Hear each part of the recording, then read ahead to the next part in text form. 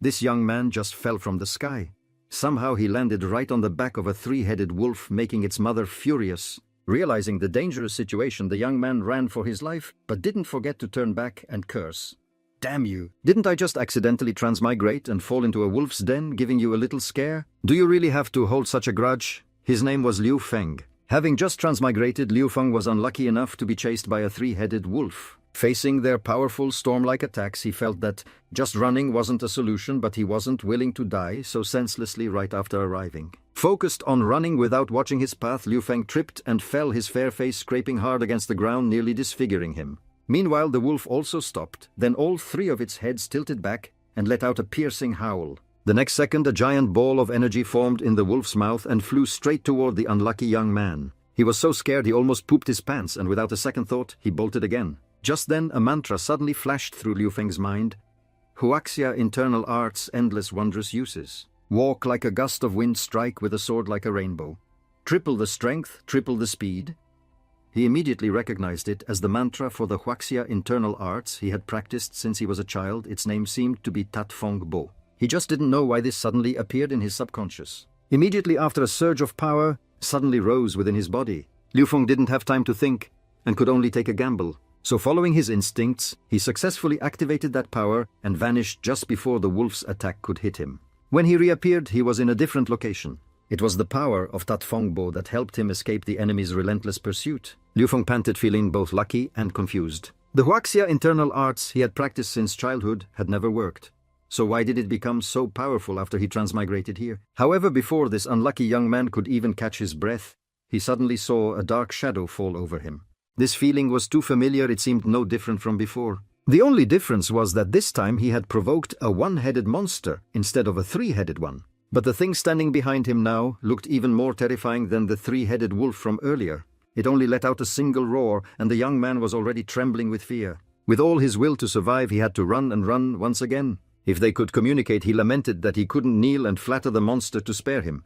But since that wasn't possible, he could only run for his life. Unfortunately, this time he couldn't activate Tat Fong Bo, and could only run with his own strength. Then Liu Feng ran through a bush and fell off a cliff. Coincidentally, there was a girl right where he was about to land. Although he shouted loudly, "Get out of the way!" his falling speed was much faster than the girl's reaction speed. As a result, Liu Feng landed headfirst, pinning the other person down in a very awkward position. Her figure gave him a nosebleed, while the girl couldn't hide her embarrassment and panic from being in such close contact with a strange boy. As a result, Liu Feng got a slap from her, along with a sharp curse. "Pervert!" She was about to hit him again, but the terrifying monster had already caught up. Seeing it charge down aggressively, Liu Feng didn't think twice and quickly pushed the girl away, not wanting her to get involved because of him. But because of that, he was hit by the monster. When its large claws scratched his back, Liu Feng's vision blurred. He had transmigrated here with his whole body. He wondered if he would be able to transmigrate back to Earth if he got eaten. Fortunately, Liu Feng wasn't eaten by the monster, because a third person appeared right after and struck it with a large, powerful sword. And the girl Liu Feng had just pushed away ran over, happily calling out, "Grandpa!" "Vinny, are you all right?" the older man asked.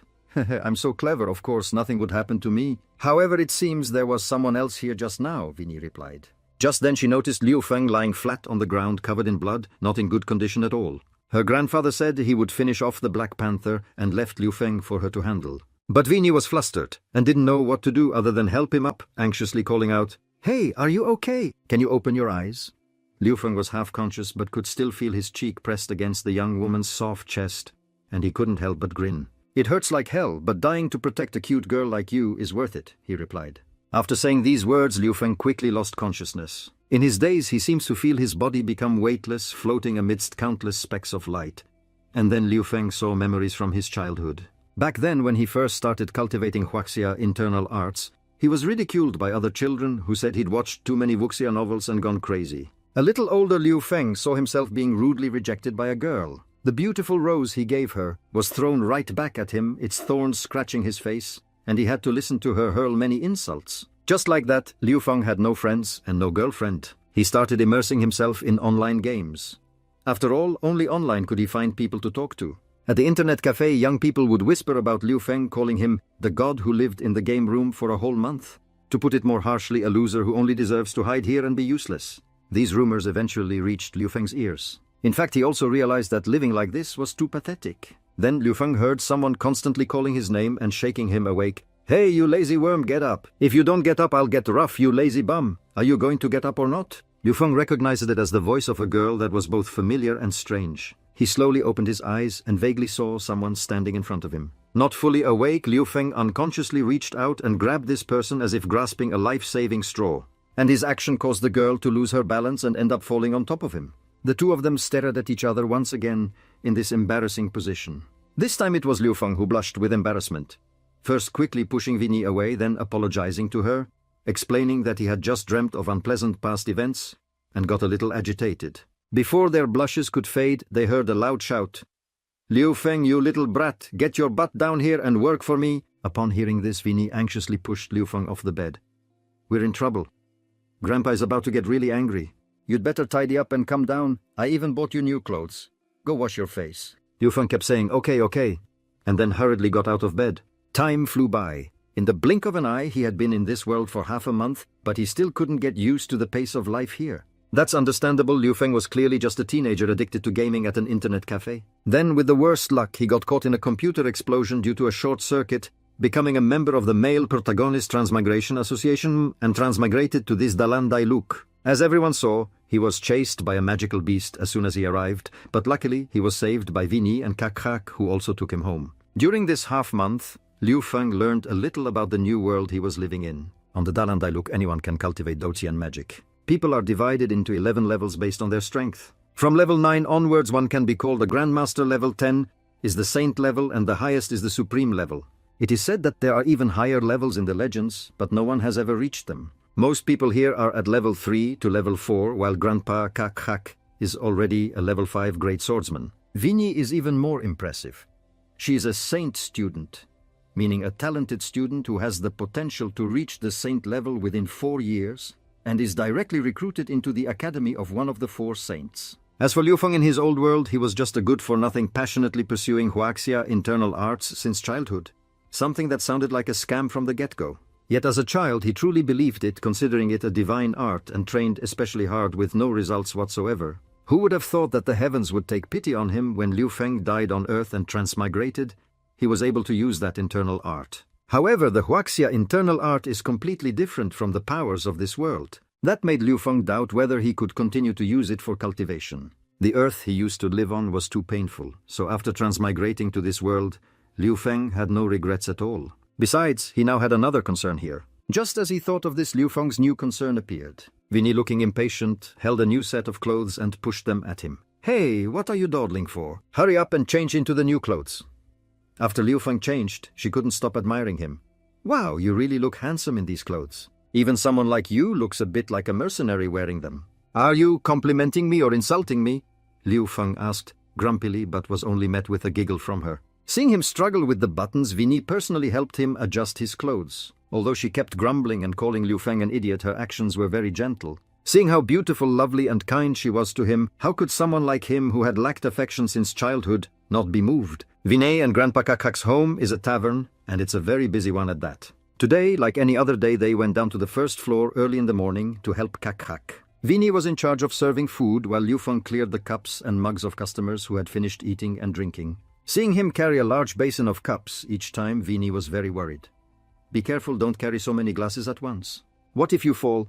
There are too many customers. If I don't quickly take these dirty glasses out, Grandpa will kill me," Liu Feng replied with a smile. Kakhak watched them intently from a distance and noticed the somewhat romantic atmosphere. His eyebrows furrowed, and then he grumbled, "That little brat!" A while after all the customers had left, Liu Feng also finished cleaning up.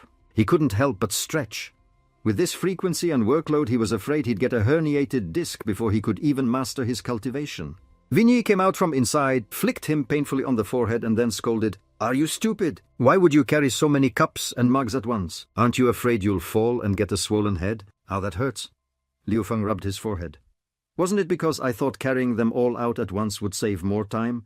The wound from this magical beast's scratch has barely healed, and you're already neglecting your health again." "How can you be so foolish?" Vinny said resentfully. Then she brought up the past. "You were just as foolish in the forest back then. We were clearly strangers, yet you saved me. Weren't you afraid of dying? At that time I just wanted to save someone, so I didn't think too much about it. Anyway, compared to me, your life is definitely more important." Liu Feng replied, rubbing his nose. After all, for someone like me with no family and a lowly fate who would care if I died anyway. His words sounded so tragic, but Vinny became red-faced with anger after hearing them. She shouted, "You're not allowed to say that." "I would care. From this day on, I am your family," Vinny affirmed resolutely. These words might seem easy to say, but for Liu Feng, who heard them, it was not a simple matter at all. It was the first time in his long life that he had a family. This feeling was truly joyful, so happy that he felt like he could fly. Liu Feng couldn't hide his smile. "Okay, thank you." But their happy atmosphere didn't last long before it was interrupted by a short man who one could tell was a noble at a glance. He rudely pointed at Liu Feng's face and shouted, "Hey, where did you little brat come from? If you know what's good for you, stay away from my fiancée, Vinny." Liu Feng felt as if he had been slapped hard across the face. He anxiously turned to the person beside him and asked, "Hey, Vinny, he says you're his fiancée, is that true?" Vinny immediately denied it, then told Liu Feng to go back inside first so she could handle this herself. However, that shorty didn't want things to pass so easily. Before Liu Feng could leave, he spoke provocatively. "Vinny, who is this? Is he a handyman that Grandpa Kakak just hired? You are an outstanding Saint student personally recognized by Headmaster Landi of Lamtin Academy. Don't associate with this kind of person. It will affect your status. This is a guest of my family. It's none of your business." "I'll say it again. Lei Nua, I will not get engaged to you," Vinny shouted in a high voice, looking extremely frustrated. It seemed this guy named Lei Nua had bothered her before. It seemed that because Liu Feng was present, Vinny's public rejection was even more damaging. Lei Nua was furious, but his subordinates beside him quickly advised him, "Young master, don't get angry, don't forget what the master told you." So Lei Nua had to swallow his anger, then forced a smile and continued, "Vinny, don't be angry. I'm just afraid you'll be deceived by this person of unknown origin. But speaking of the engagement, why do you keep refusing? After all, the lord of this city is my father." As soon as these words were spoken, the one who was shocked was Liu Feng. He didn't expect the short guy in front of him to be the city lord's son, a glorious status completely opposite to an orphan like him. But Vinny seemed used to his showing off and didn't pay him any mind. She pulled Liu Feng, wanting to take him inside. Seeing this, Lei Nua continued, "Vinny, don't forget, as long as you marry me, you will have my father's support. You will also have capital when you study at Lamtin Academy. Lamtin Academy gathers so many elites, and they all come from noble families. An ordinary person like you can't compare. You don't want to be forced to become a poor beggar in front of those rich kids, do you?" What Lei Nua said was harsh, but it was all true. Vinny was so angry she was speechless. And this time Liu Feng's sharp tongue had to step in. He stood in front of Vinny and boldly scolded the other party. "A despicable villain like you dares to use your family background to force Vinny to marry you. You're just trying to humiliate her." This time Lei Nua's subordinates drew their swords, reasoning that Liu Feng wasn't worth arguing with. This reaction from his subordinates pleased Lei Nua greatly. He even carefully instructed them not to take Liu Feng's life too quickly because he wanted him to know the price of opposing him. Then, under the short guy's command, the knights all charged forward at once. Seeing the enemy completely overwhelm him in numbers, Liu Feng had no intention of fighting them head-on from the start. Instead, he grabbed Vinny's hand tightly and used Tatfongbo to get her out of the knights' encirclement. In the blink of an eye, he appeared in front of Lei Nua and provoked him. "You think you people can deal with me? A young master like you only knows how to bully others all day. Besides having many lackeys, what other abilities do you have, you stupid, scummy hooligan?" Furious, Lei Nua raised the sword in his hand. He wanted to defeat Liu Feng himself. At that moment, he let go of Vinny's hand and rushed towards his opponent as fast as lightning. Liu Feng used Tatfongbo flexibly. In an instant, he who was standing in front of the short guy now appeared behind him. "What's wrong?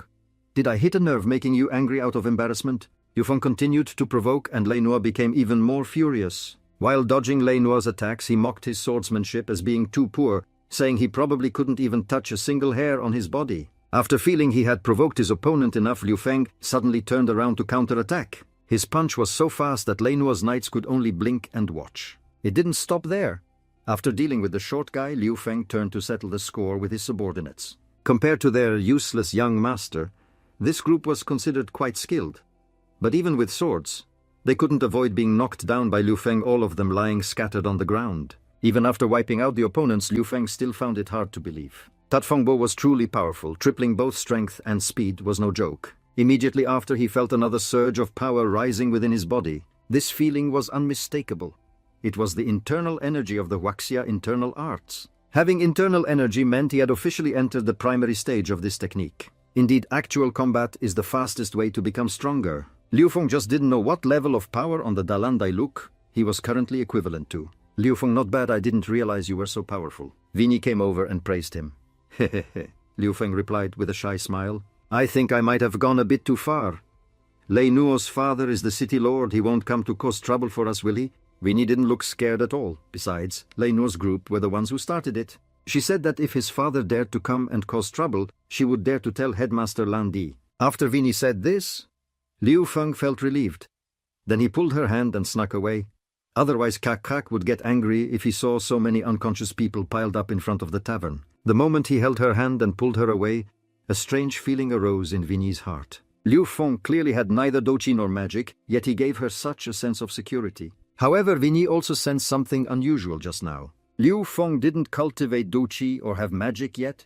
He could move freely under the blades of a group of level 4 or higher fighters, not to mention knocking them back. Just that instantaneous movement technique alone was not normal at all. This made Vinny wonder who Liu Feng really was. But in any case, she could sense that Liu Feng had no ill intentions towards her, so his identity wasn't actually that important. Just then Vinny had an idea, so she grabbed Liu Feng's hand tightly and said, "Let's go to the market fair. I heard there are a lot of new things there today."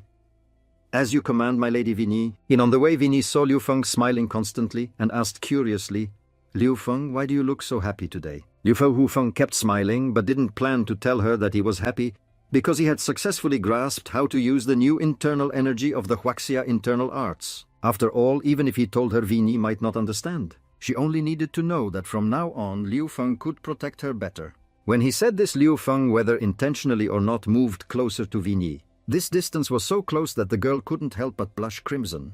In the end, Liu Feng got slapped across the face again. Despite being hit by a beautiful girl, Liu Feng's spirits were still high. After all, mastering the internal energy of his power, which laid the foundation for his future growth, was still something to be happy about. After returning from the market fair, Liu Feng ran to the tavern, threw open the main door and said loudly, "Grandpa, Kak Kak, we're back." But the scene inside the tavern froze him in place. Kak Kak was covered in wounds, his face smeared with blood, and most importantly, he was being lifted off the ground by a man's grip on his throat. The tavern was also littered with dead bodies and broken swords. A single glance was enough to understand that a fierce brawl had just taken place here. Vinny, running right behind Liu Feng, trembled uncontrollably upon seeing this scene. Kak Kak saw her and tremblingly cried out, "Run!" Well, because that man was Lady Lei Nuo's father, and also the Lord of Matan City. "Vinny, long time no see, huh?" Lei Ding looked towards the main door and gave a provocative smile. At this moment, Lei Nuo, standing behind him, peeked out and aggressively pointed at Liu Feng. "Father, it's him. He was the one who humiliated me, and he also said our family is full of trash, and that he should be the next city lord." This short guy was really good at exaggerating and making things worse. But it was true that Liu Feng had offended him, so it wasn't impossible for Lei Nuo and his father to come for revenge. He just couldn't stomach the fact that Lei Nuo, also a man, could shamelessly make up such stories. "How dare you humiliate my son? You definitely won't leave here in one piece," Lei Nuo said through gritted teeth. Liu Feng didn't have time to think. While shouting for Lei Din to release Kak Kak, he had already balled his fists and charged forward. Seeing this, Lei Nuo quickly hid behind his father. Lei Ding had never seen Liu Feng's moves before, but to him this speed was still too slow. Lei Ding was seen leisurely raising a finger and tapping it right in the center of Liu Feng's forehead.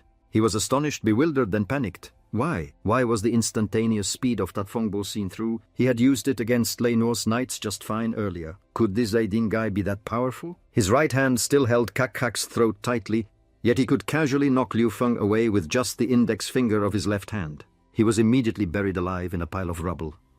Seeing this, Vinny gritted her teeth in anger. She swore she would report the crimes of the Lei father and son to her teacher. However, after hearing this, Lei Din just gave a mocking smile. "What a pity, I'm afraid you won't have the chance to see your teacher again. At first I thought about establishing a relationship with one of the 4 saints through you, but since you don't know what's good for you, I might as well take your little life. After all, the dead can't snitch." Lei Din's next target was Vinny.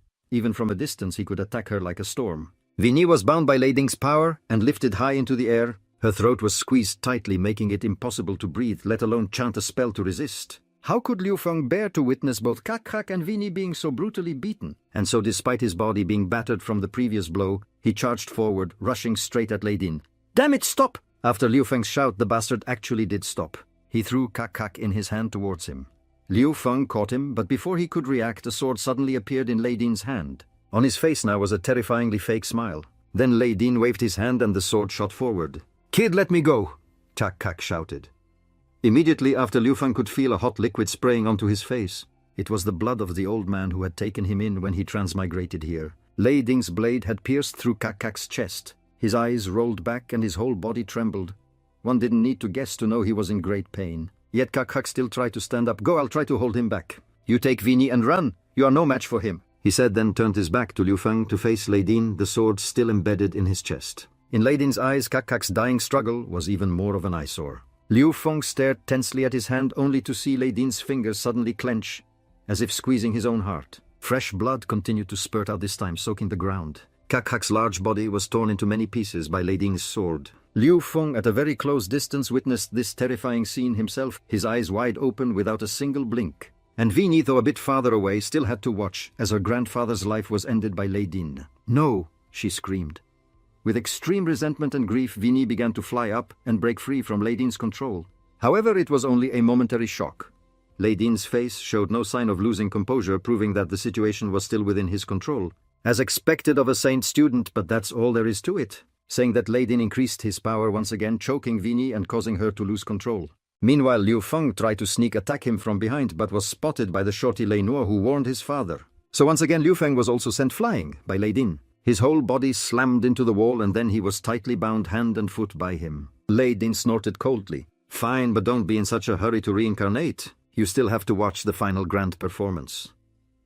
With that, Lei Ding turned to his son and continued, "Lei Nuo, haven't you always wanted her?" But only a fool wouldn't understand the meaning behind these words. In addition, upon hearing this, Lei Nuo's face turned red, his eyes lit up, and he looked at Vini like a hungry wolf seeing raw meat. Lei Ding then lowered her to the ground right in front of his son. "All right, she's yours now." Lei Ana was so excited he couldn't stop clapping, his ravenous look impossible to hide. Liu Feng was extremely angry, shouting, "Lei Nuo, if you dare touch Vini, I will definitely turn you to dust." If it were the Liu Feng from a few hours ago who single-handedly swept through a whole team of knights, perhaps Lei Nuo would have been afraid. But now he was tightly bound by his father, unable to move. How could these words have any power to threaten the opponent? Lei Na approached, pinned down Vini, who was biting her lip and crying silently, then looked at Liu Feng with a provocative gaze. "You piece of trash, what's the use of just cursing? If you have the guts, come and stop me." Vini was completely unable to resist, despite using all her strength. That short guy began to tear her clothes off roughly. "Ha ha, don't pretend to be so noble. You think just because you're a saint student I can't have you?" "Bastard, don't touch me, get lost," Vini shouted. Liu Feng's anger reached its peak, and he actually managed to break free from Lei Ding's control. However, just as Liu Feng charged forward, his finger rose again. It was the same motion of tapping the center of his forehead, carrying an immense suppressive power. "A little impressive, but still too weak," Lei Ding declared. "You see, so what if she has the talent of a saint student? Before becoming a true saint level, she's just a piece of meat for ants to devour." As for the teacher, Vini wanted to snitch to earlier. "I'll say that a brat of unknown origin came to harm her, and then I'll hand your head over to him." "Sound reasonable," Lei Ding said with a laugh, and Liu Feng finally understood why Lei Nuo could be so shameless and despicable. This personality was completely inherited from his father.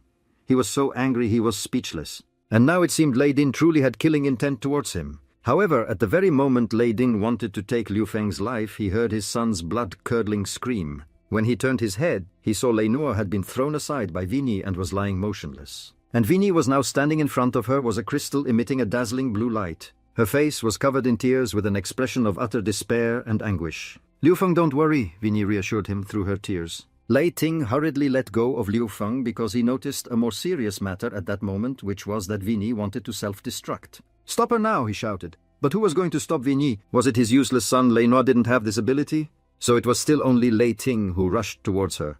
But at this moment it seemed Vini's self-destruction process had already begun. Her whole body curled up like the fetal position, surrounded by an incredibly dazzling aura. Liu Feng didn't know exactly what would happen next, only that it was definitely not something good. He reached out his hand to grab Vini but couldn't, and kept calling her name. "Liu Feng, it was really nice knowing you. Please live on," Vini said to him with a desperate smile. Liu Feng roared her name and rushed forward, but he only managed to grab one of Vini's hair ties. With a loud boom, a huge explosion was created. Lei Ting had managed to grab Lei Nuo in time, and the father and son were safely protected within a sturdy barrier. As for the tavern, it had been turned into a desolate pile of rubble by the explosion. When Liu Feng came to his senses, he found himself holding one of Vini's hair ties, appearing in the middle of a forest. It seemed that his survival instinct had helped him activate the swift wind steps and escape the explosion. Liu Feng clenched the hair tie in his hand and tears began to stream down his face. Vinny and Geke were the ones who saved him and gave him shelter when he arrived here, but today both of them had lost their lives. Along with extreme sadness, boundless resentment also grew in Liu Feng's heart. He swore that he would definitely chop the Lei father and son into 100 pieces, to avenge Geke and Vinny for what happened today. Liu Feng only knew that he was in a forest right now, but he didn't know exactly where. He wanted to go back for revenge immediately, but just as he turned around, he suddenly felt the sky and earth tremble. A fireball had just been thrown down from the sky, burning a whole patch of grass to ashes. Liu Feng looked up and saw a large black dragon being pursued by several men. They joined forces to attack, but the dragon's power was also incredibly terrifying. After knocking down a man in a red cloak, the dragon suddenly stared intently at Liu Feng. At first it thought he was an ambush, so it intended to crush him in one move. However, upon getting closer, this black dragon felt that something wasn't quite right.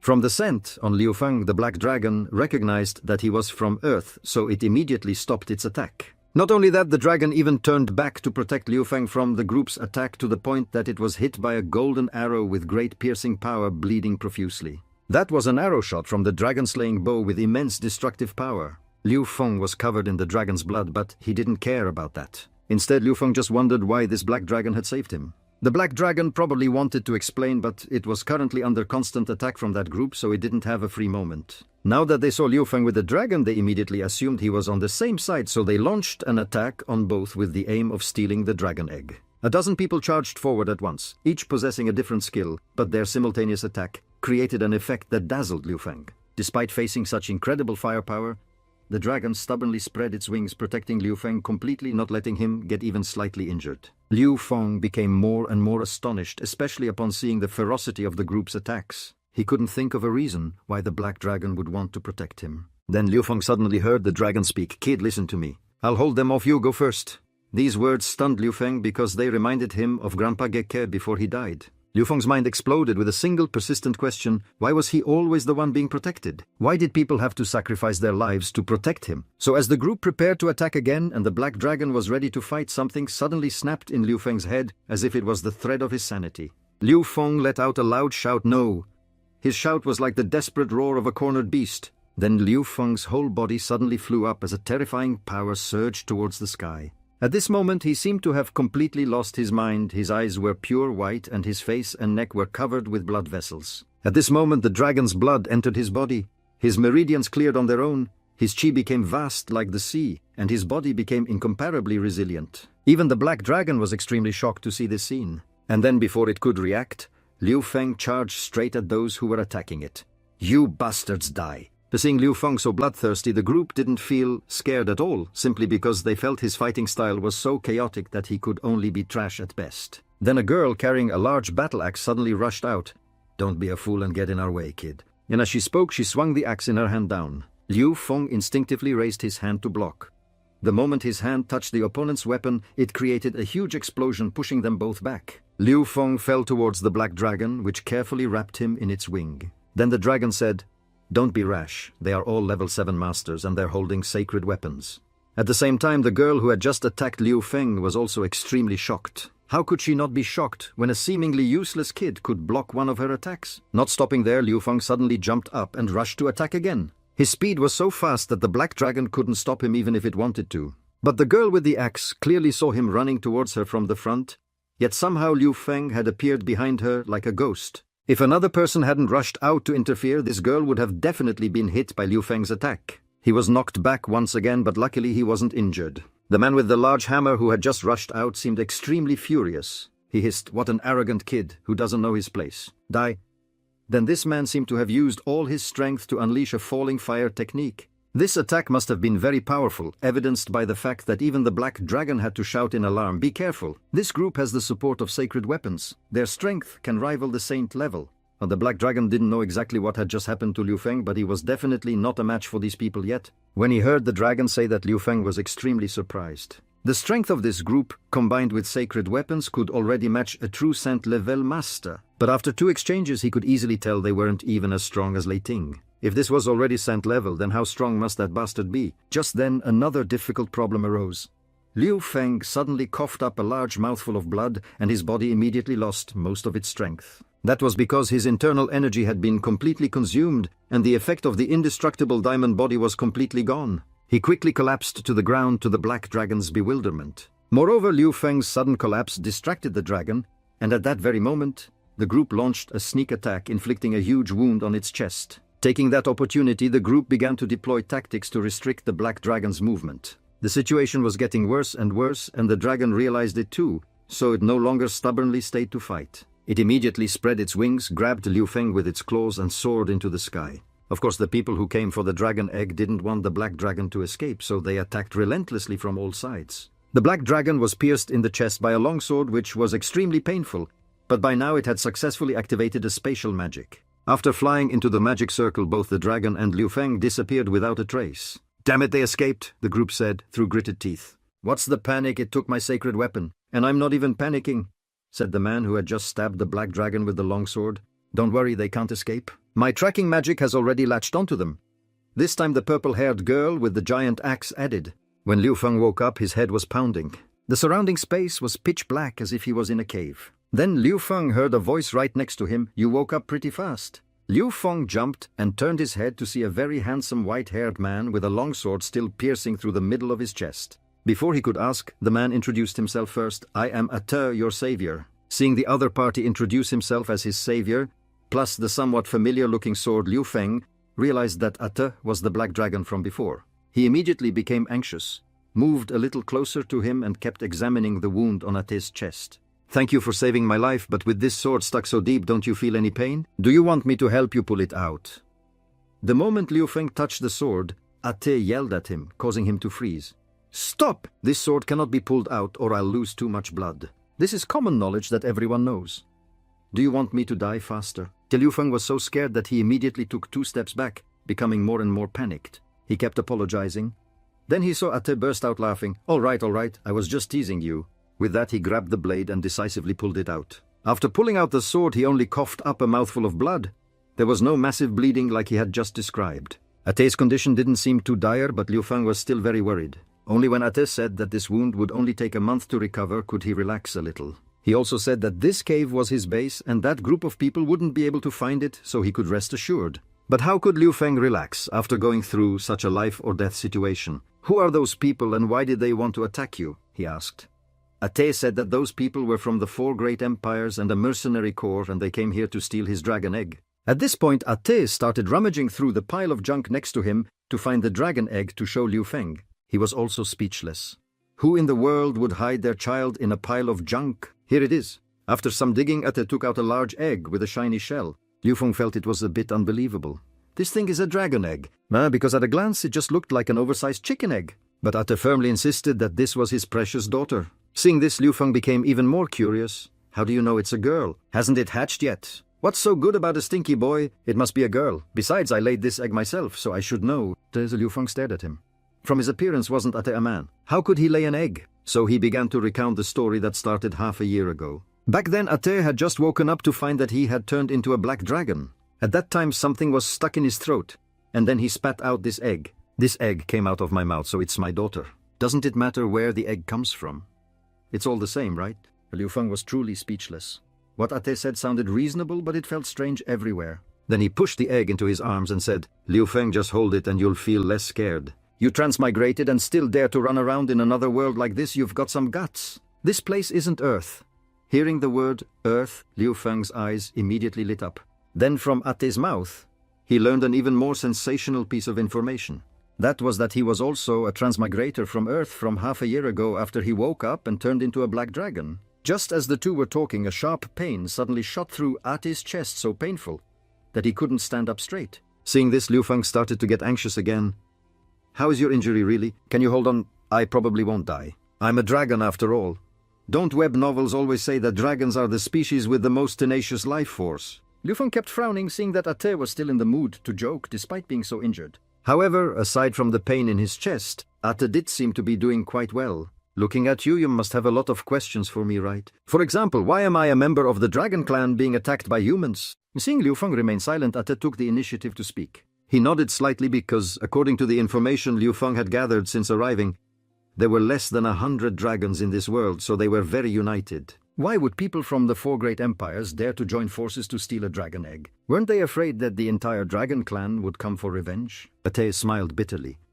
The dragon clan is indeed very united, but many years ago, because a black dragon stole the dragon god's egg, they were expelled from the dragon clan and are no longer protected by them. Therefore, humans who had always coveted the dragon clan's power, but didn't dare to act, directed all their ill intentions towards the black dragon clan. Because an empire only needs to possess one strong dragon to dominate the entire continent. However, adult dragons certainly won't obey their commands, so black dragon eggs have become the primary target. You see, the result is that nobody ran into trouble. Ate shrugged and said, "There are always people staring at my egg, it's really miserable.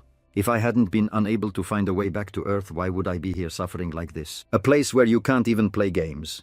Why would someone like me want to stay?" Liu Feng seemed to have a rough understanding of Ate's situation. Then he had another question, which was whether there were other powers in this place besides magic and battle chi, because the power he possessed clearly didn't belong to either of these two types. As far as I know, there aren't. Your power is very strange. I can't sense any waves of magic or battle chi from you. So how do you use your power? Ate replied and conveniently asked back. In fact, Liu Feng was still not clear on how to control his power. He replied that he only guessed the power came from a type of internal energy he had practiced since he was a child. After hearing this, Ate just nodded and continued. It could be because you transmigrated here with your whole body, so your power is different from this world's. However, it seems you've been living in this world for some time now. How did you manage to run into such a remote forest all by yourself? You almost got me injured too. This question reminded Liu Feng of the painful situation that day when Geke and Vini had lost their lives to save his. Liu Feng kept blaming himself, thinking that his own naivety had harmed them both. However, after hearing Liu Feng recount the entire story, Ate suddenly gave him a glimmer of hope. Hearing you say that, maybe your Vini can still be saved. Because in this world there exists something called the Goddess of Life. According to legend, the Goddess of Life can resurrect the dead in a matter of minutes. Of course, the prerequisite is that you have to find her first. Liu Feng was both surprised and skeptical. He had never heard of this. But just as he asked Ate where he should look for her, the cave suddenly started to shake violently. Liu Feng lost his footing for a moment and fell backward. Ate's expression was very bad because based on these spiritual power waves, he could tell that the uninvited guests were the same people from before. But how could they have found this place? Just then a blue butterfly flew by. Without a word, Ate immediately crushed it. By the time he realized it was tracking magic, it was already too late. The enemy was right in front of them. Ate had no choice but to open a teleportation circle again, telling Liu Feng to quickly take his daughter and run. "What about you?" Liu Feng asked anxiously. "I have to stay and hold them off. Don't worry, as long as I want to run, no one can stop me." Honestly, Liu Feng was not at all at ease leaving Ate alone. But based on the situation just now, staying would not help him at all and might even hold him back. Then Ate tossed him a new weapon, which was the long sword that had been stuck in his chest earlier, and instructed, "Take this with you, it's a sacred weapon anyway. But remember, don't use it too much or it will backfire. My daughter is counting on you." Liu Feng gritted his teeth, having made up his mind. He couldn't deny that he was too weak right now and always needed someone to protect him. Before it was Geke and Vini, now it was Ate. But to resurrect Vini and protect this dragon egg, he had to become stronger at any cost. Only then would it be his turn to protect others in the future. As Liu Feng thought of this, the teleportation circle was also activated. However, right after that, the cave shook even more violently. Ate was horrified when he realized that the spiritual power waves from that group had reached the magic circle he had just created, causing the teleportation coordinates to be shifted. He hurriedly shouted, "Liu Feng, don't go in there anymore." However, both of their voices were drowned out by the noise of falling rocks. Liu Feng couldn't hear what Ate was saying clearly, and his face, which had just been cut by a flying rock, was starting to bleed. A drop of blood dripped onto the egg he was holding, immediately causing it to glow and heat up intensely. The other end of the teleportation circle opened, throwing Liu Feng and the dragon egg straight to the ground, kicking up a cloud of dust. Liu Feng landed safely with the dragon egg, and luckily the sacred sword also came with him to this place. The Beastman Great Plains. A moment ago I think I heard Ate say the location was off. Right, the egg. As soon as he finished speaking, the egg suddenly jumped, startling Liu Feng, who had to use his body to catch it, and fell to the ground with a thud, getting the wind knocked out of him and coughing up blood. Cracks also began to appear on the eggshell. Liu Feng sat up carefully, held the little egg at a distance, and shouted in panic, "Oh no, did it break from the fall?" Just as he thought the egg was broken, it started to glow a light so dazzling that it turned Liu Feng into a comical-looking fool. He gritted his teeth, trying to hold the egg tightly while glancing down to see what was happening. "It's not going to explode, is it?" The thought had just left Liu Feng's mouth when the egg actually exploded. The earth-shattering explosion shook the entire area and sent him flying high into the sky. Liu Feng tried to crawl towards the egg, wanting to protect it, but also fearfully looking at the energy surrounding it. Did it hatch an atomic bomb? As time passed, the eggshell cracked open to reveal a tiny, shiny golden dragon sleeping soundly. The little dragon completed its hatching process, lifted its shiny head, and looked at him with sparkling eyes, making a soft sound. Liu Feng gently held the little golden dragon in his hands, his eyes filled with endless affection, wanting to pet it. A Chinese dragon? Is it a girl so cute? But suddenly the little golden dragon disappeared in a puff of white smoke, revealing a baby with a pair of golden horns on its head. The moment he appeared, he angrily shouted and kicked Liu Feng straight in the face, leaving a cute pink footprint on his cheek and scolding, "I am a boy." Liu Feng sat on the ground holding his left cheek with his hand and glanced at the naked little kid next to him. "Who taught you that?" And it was a shocking sight to behold. What caught his eye immediately made Liu Feng think of a mini cannon. Oh no! Fully equipped. He couldn't hold his tongue and uttered another sentence that made the little dragon angrily kick him again. The little dragon, not wanting Liu Feng to have another chance to peek at his soft white body, conjured a set of green clothes amid Liu Feng's indignant shouts. "The one who got your gender wrong was Ate, your father. I shed so much blood for you to hatch, and you still hit me. Where's your conscience? Did your father eat it?" After he was done scolding, he stopped, sighed, not noticing the little dragon had climbed onto his back. "Why did I bring this little ancestor with me?"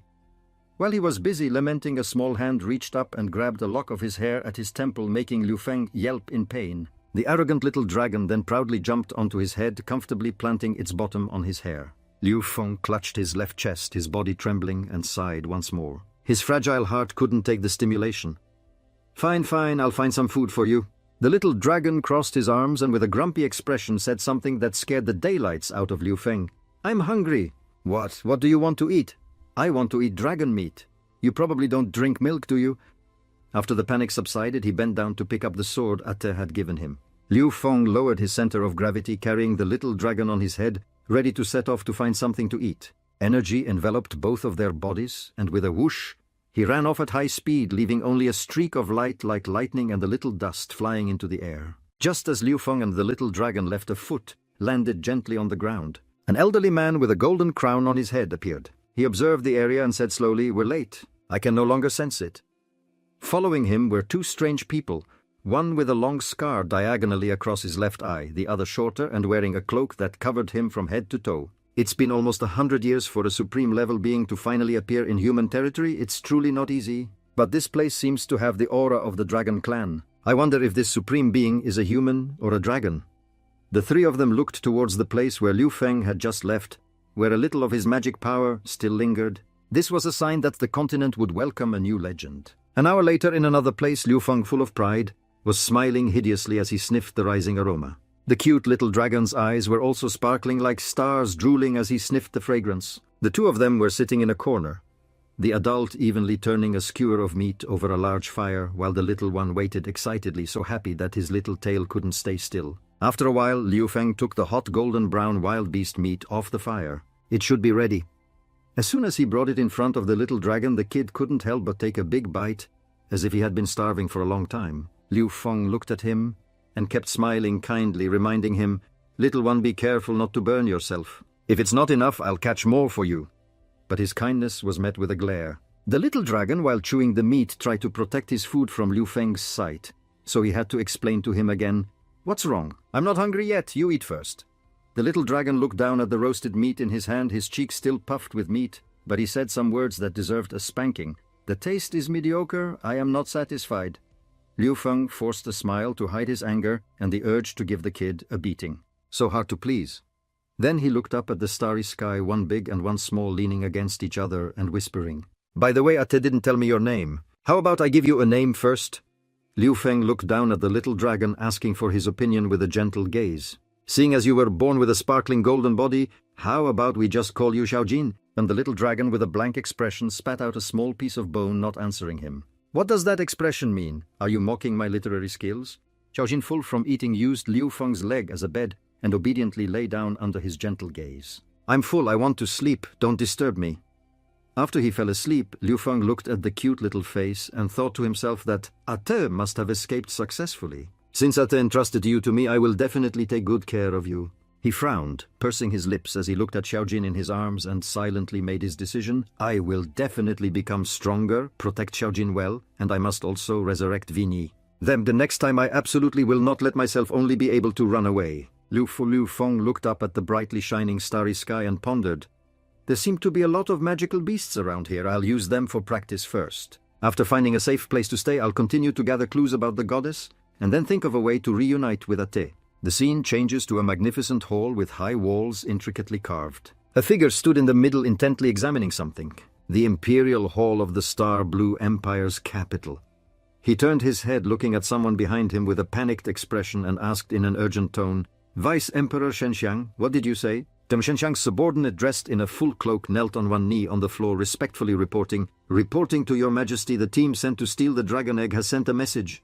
His expression was not good either, as he looked worriedly at the Vice Emperor and said loudly, the mission failed, the black dragon escaped. Shenxiang angrily pointed at him, the Emperor's rage growing stronger. A bunch of useless trash! You brought a sacred weapon but couldn't even handle a dragon whose cultivation had been damaged. Wei Xiang trembled, his face dark, but he still tried to report the rest of the situation he had received. According to the report, the black dragon also had a human accomplice. Hearing this, Shenxiang's brows furrowed even tighter, his sharp eyes looking at his subject. How could he be with a dragon? Who is it? Wei Qiang recalled the person's appearance, black hair, tall and thin, accompanying Ate as a pair fighting together. He lowered his head, his face covered in sweat, his voice trembling with each breath. It's a young man with black hair and black pupils. This subordinate will send people to hunt him down. Shenxiang raised his chin, his fierce and arrogant face fuming as he glanced down at Wei Qiang. No need. I have other arrangements for this matter. The scene returns to the vast green plains under a clear blue sky with flocks of birds flying peacefully. 10 days later. But in a corner of that lush prairie, a series of arrow-shaped wooden signs with words that didn't fit the scenery were stuck all over the ground. Food, 50 mem ahead. There's meat. The wind whistled past the wooden signs. On the ground, one big and one small were lying sprawled out with some dirt and fresh flower sprigs on their heads right among the sign arrows, delicious meat, come eat me. Lying here eating the wind.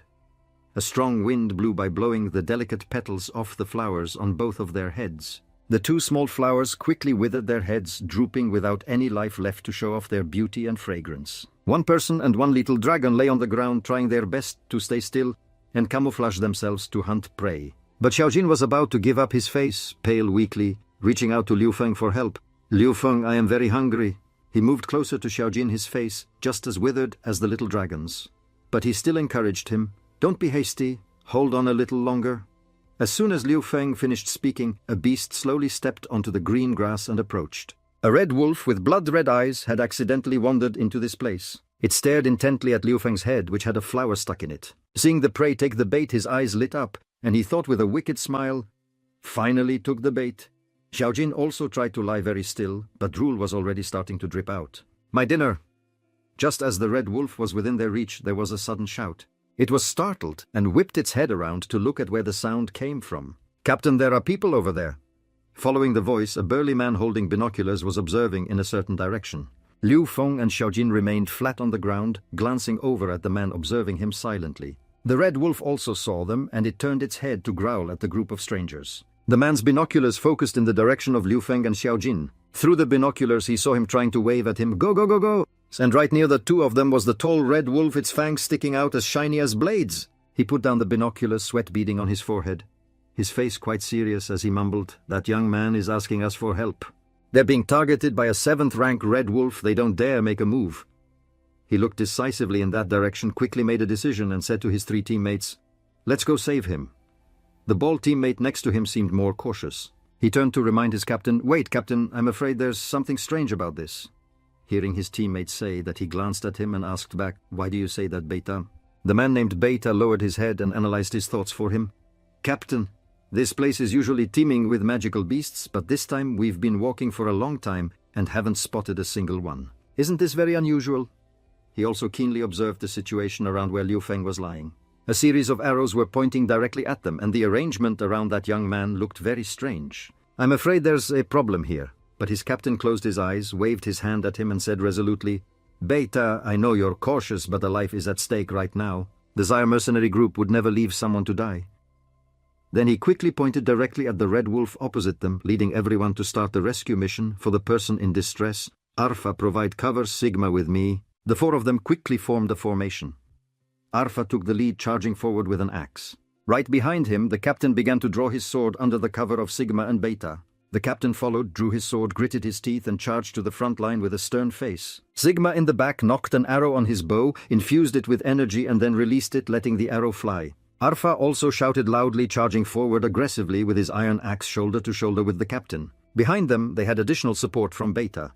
He stood still in one spot, channeling a spell to shoot his energy directly at the red wolf. The arrow and the fireball from the two of them reached the red wolf first. It was also ready to engage the group of four. It lowered its center of gravity to gather momentum, then leaped high into the air, causing blades of grass to be cut and fly in the wind. Its large body loomed in the air as it fiercely charged at the Sire mercenary group. Captain Kang saw the red wolf's action and hastily shouted, "The red wolf is charging!" The majestic group didn't last long before they turned tail and fled for their lives. The fastest runner was none other than Kang's. "Run quickly!" Right after that, he turned his head and shouted loudly to Liu Feng's group, "We'll lure the red wolf away, you little brothers should run now." Xiao Jin propped himself up, his hungry stomach rumbling loudly, watching those people lure the red wolf away until they were just a shadow. His eyes filled with tears, his small adorable face watching his meal run away. Xiao Jin burst into tears, crying a river, and throwing a tantrum, wailing loudly, "Dinner! They took my dinner away!" Liu Feng propped himself up with his sword on the ground, looking in the direction the group had lured the red wolf. "They're in trouble because they tried to save us. We can't just sit here and do nothing." As soon as the words left his mouth, he leaped away. Next to Xiao Jin, there was only an empty spot with no sign of Liu Feng. Seeing this, Xiao Jin frantically chased after him. "Hey, don't abandon me!" Over here, the red wolf was in hot pursuit of Kang's group, forcing the whole group to run for their lives. Kang's and Arfa ran with all their might, one running with an axe on his shoulder. The other, with longer legs, also ran at full speed, carrying his sword. But looking back, he still couldn't understand how can it be so close. "We can't shake it off." Arfa, carrying his axe, was crying without a sound. His slightly aged face crumpled up. "You guys clearly can't beat a 7th-rank red wolf. Why did you have to play the hero? I haven't even gotten to hold a pretty lady's hand, but it's like when it rains it pours." While running for dear life, a rock got in the way. Kang's was running too fast, tripped on a rock, and fell flat on his face, flying forward a good distance, which panicked the whole group. The red wolf saw this but didn't stop. It had been infuriated by this group of people. It leaped up, intending to pounce on Kang's, who had fallen on the ground. But just as it was about to finish him, its body was hit with a fatal blow. Fresh red blood sprayed from its body in all directions. Kang's right underneath got quite a bit on him, his jaw dropping in surprise. The blade was still glowing with the blue color of magical energy, with small lingering bolts of lightning wrapped around it. The person's feet touched the ground, feeling very light and graceful. Liu Feng carried his sword on his shoulder, standing majestically on the corpse of the large red wolf. He leaned down towards Kang, smiling and talking to him while he was too shocked to speak. "Big brother, thank you for saving my life earlier." While Liu Feng was thanking him, Xiao Jin jumped onto his head from nowhere and shouted excitedly, "Dinner!" "Meat!" The four members of the Sire mercenary group stared blankly at their strange behavior. What is this situation? Night fell. A bonfire was lit, illuminating a space in the middle of the vast plain. The group of 6 sat around the fire, roasting the red wolf's meat and enjoying the hot, fragrant barbecue together. Kang's, while chewing on the roasted meat, smiled at Liu Feng and praised him. "Little brother, you're really talented to think of using yourself as bait to hunt beasts." Being praised, he shyly scratched his head and honestly confessed to Kang's, "I've already brought the nearby magical beasts for Xiao Jin to eat. The remaining magical beasts run away as soon as they see me, so I could only play dead and use myself as bait to lure them in." Hearing this, he noticed the little kid next to him turned his head to look and saw Xiao Jin struggling to bite a piece of meat bigger than his own body. "So that's how it is. No wonder we didn't see any magical beasts along the way." Kang's looked at Liu Feng, propped one knee up, rested his arm on it, and said, "Since that's the case, little brother, why don't you consider leaving this place?" Liu Feng lowered his head, hiding his eyes under the shadow of his bangs, and said with a smile, "I don't know where to go." When he heard that, he was taken aback, looking at him with a very surprised expression and asking back, "Nowhere to go?" Liu Feng didn't hide it either. He slowly spoke his true feelings. "We're not familiar with life here. We basically don't know where to go." Hearing him say that, Kang's rushed over and clapped a hand on Liu Feng's shoulder, the sudden action startling Liu Feng. "Not familiar with life here, brother Liu, don't worry. I Kangs have traveled far and wide. I'm especially familiar with the entire continent. Wherever you want to go, just ask me." Seeing Kang's affirmation, His face lit up with joy, his eyes sparkling with hope as he looked at him, really big brother Kangs. Then do you know where the goddess of life is? Liu Feng's question actually made him and the others in the group pay attention. But Kangs was an honest person and scratched his head, admitting embarrassedly to him, the goddess of life. You've hit a blind spot in my knowledge. At this moment, Beta, who had been listening silently to the whole story, suddenly spoke up. Many years ago, after the War of the Gods ended, the gods of the world also ceased their activities. Since then, no one has ever seen the goddess of life again. Hearing him say that, Liu Feng was thunderstruck, his eyes widening in a daze. His face fell, and he sadly lowered his head, muttering to himself, "Then what should I do?" His hand gripping his knee trembled slightly. His tall, thin body gradually slumped. Dejected and gloomy, Liu Feng knelt beside his sword. Could it be that Weir can't be resurrected? Seeing his mood plummet, Kangs came over to encourage him. He placed a hand on his shoulder and said, "Brother, just because no one has seen the goddess of life doesn't mean she doesn't exist." He quickly seized the opportunity, a slightly calculating smile noticed by Xiaojin. "Why don't you consider joining our mercenary group?" Kangs and his 3 teammates all happily awaited his introduction. "After becoming a mercenary, you can go to the mercenary guild. There you can buy all kinds of intelligence. Perhaps you'll find clues about the goddess of life." He painted a picture of golden coins falling from the sky, the dazzling, sparkling light of gold captivating everyone. "You can also get mission rewards. No need to worry about food. You'll eat like a king." Liu Feng asked him back with a surprised look. Clues about the goddess of life. As for Xiaojin, he was dreaming of filling his ever-hungry stomach. Eat like a king. The two looked at each other, smiled brightly, and replied to Kangs in unison, "I agree." Liu Feng stood up on behalf of the two of them and spoke to him. "All right then, big brother Kangs will join." Kangs was overjoyed to receive his agreement. He grabbed his shoulders and welcomed him. "That's great. With an expert like you joining our mercenary group, we'll definitely have a chance to become the top-tier mercenary group." Sigma and Arfa grinned from ear to ear, welcoming the 2 new members to their group. "Welcome. Let's work together to become the top-tier mercenary group." Only Beta said nothing, his eyes secretly glancing towards the 2 of them. Meanwhile, Liu Feng cheerfully rubbed his head, smiling sheepishly at them, while Xiaojin danced with joy beside him. While the 2 were excited, Kangs took out a stack of paper and slapped it down hard. The first page caught his attention.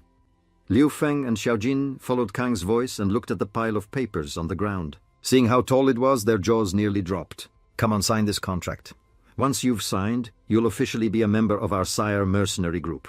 He scratched his head, picked up the first page of the contract to examine it, and said to him, "Where did you guys hide this contract before? It's so thick. What's written on it?" He slapped the stack of contracts that reached his waist, looked at the 2 who were still confused, and explained, "If you don't understand it, I'll explain it to you slowly. It's not too late to sign after you understand." Kangs began his explanation, listing a series of details. This includes various types of insurance bonuses, benefits, perks, travel salary, vacation days, year-end profit sharing, housing subsidies, work support, meal support, disability insurance, death benefits. Liu Feng's head was spinning after listening to him read for a while. He couldn't take it anymore and quickly raised his hand to stop him. "Stop, stop, stop! Don't say any more. I'll just sign it." He took a small step forward, his steps a bit hesitant, but he began to move forward with an exclamation. "This is massive." Cut to a small town. The streets don't seem very bustling yet. Music could be heard from a tavern located right at the beginning of the street. Inside, Kangs led Liu Feng, who was sitting on a stool at the bar. "Brother Liu, this is the mercenary tavern of Neverfall Stronghold. This place isn't big, but it has quite a variety of alcohol, and nearby mercenaries often like to come here for a drink." Just as Kangs described, this small tavern was very crowded and lively. The entire Zaire mercenary group was celebrating, enjoying the delicious beer and snacks here. Liu Feng turned his head to see everyone having fun, and the little dragon Xiaojin's eyes also lit up. "It's really lively. There are so many pretty ladies here, I love it." At this moment, the tavern owner placed 2 cold, foaming mugs of beer in front of the 2, smiling and saying, "Gentlemen, here is your dragon's blood beer." She also thoughtfully made a glass of fruit juice for Xiaojin, pushed it in front of him, and said gracefully, "Little brother, here is your fruit juice." But the little dragon was curious, leaning over towards Liu Feng, peering into the beer mug in his hand, then sulkily crossed his arms and demanded, "Why is theirs all beer?" Then he turned to look at the owner, his eyes sparkling like stars in the sky, trying to be as cute as possible to win her over. "Pretty lady, give me a glass of alcohol. It has to be the strongest kind you have here." Seeing his request, the owner crossed her arms, leaned on the table, got closer to Xiaojin, and asked, "Little brother, how old are you?" Minors who drink alcohol might not grow tall. Hearing the mention of age, Xiaojin looked quite confident. He arrogantly crossed his arms and told the owner, "If you count the time I was in the egg, I'm already several hundred years old."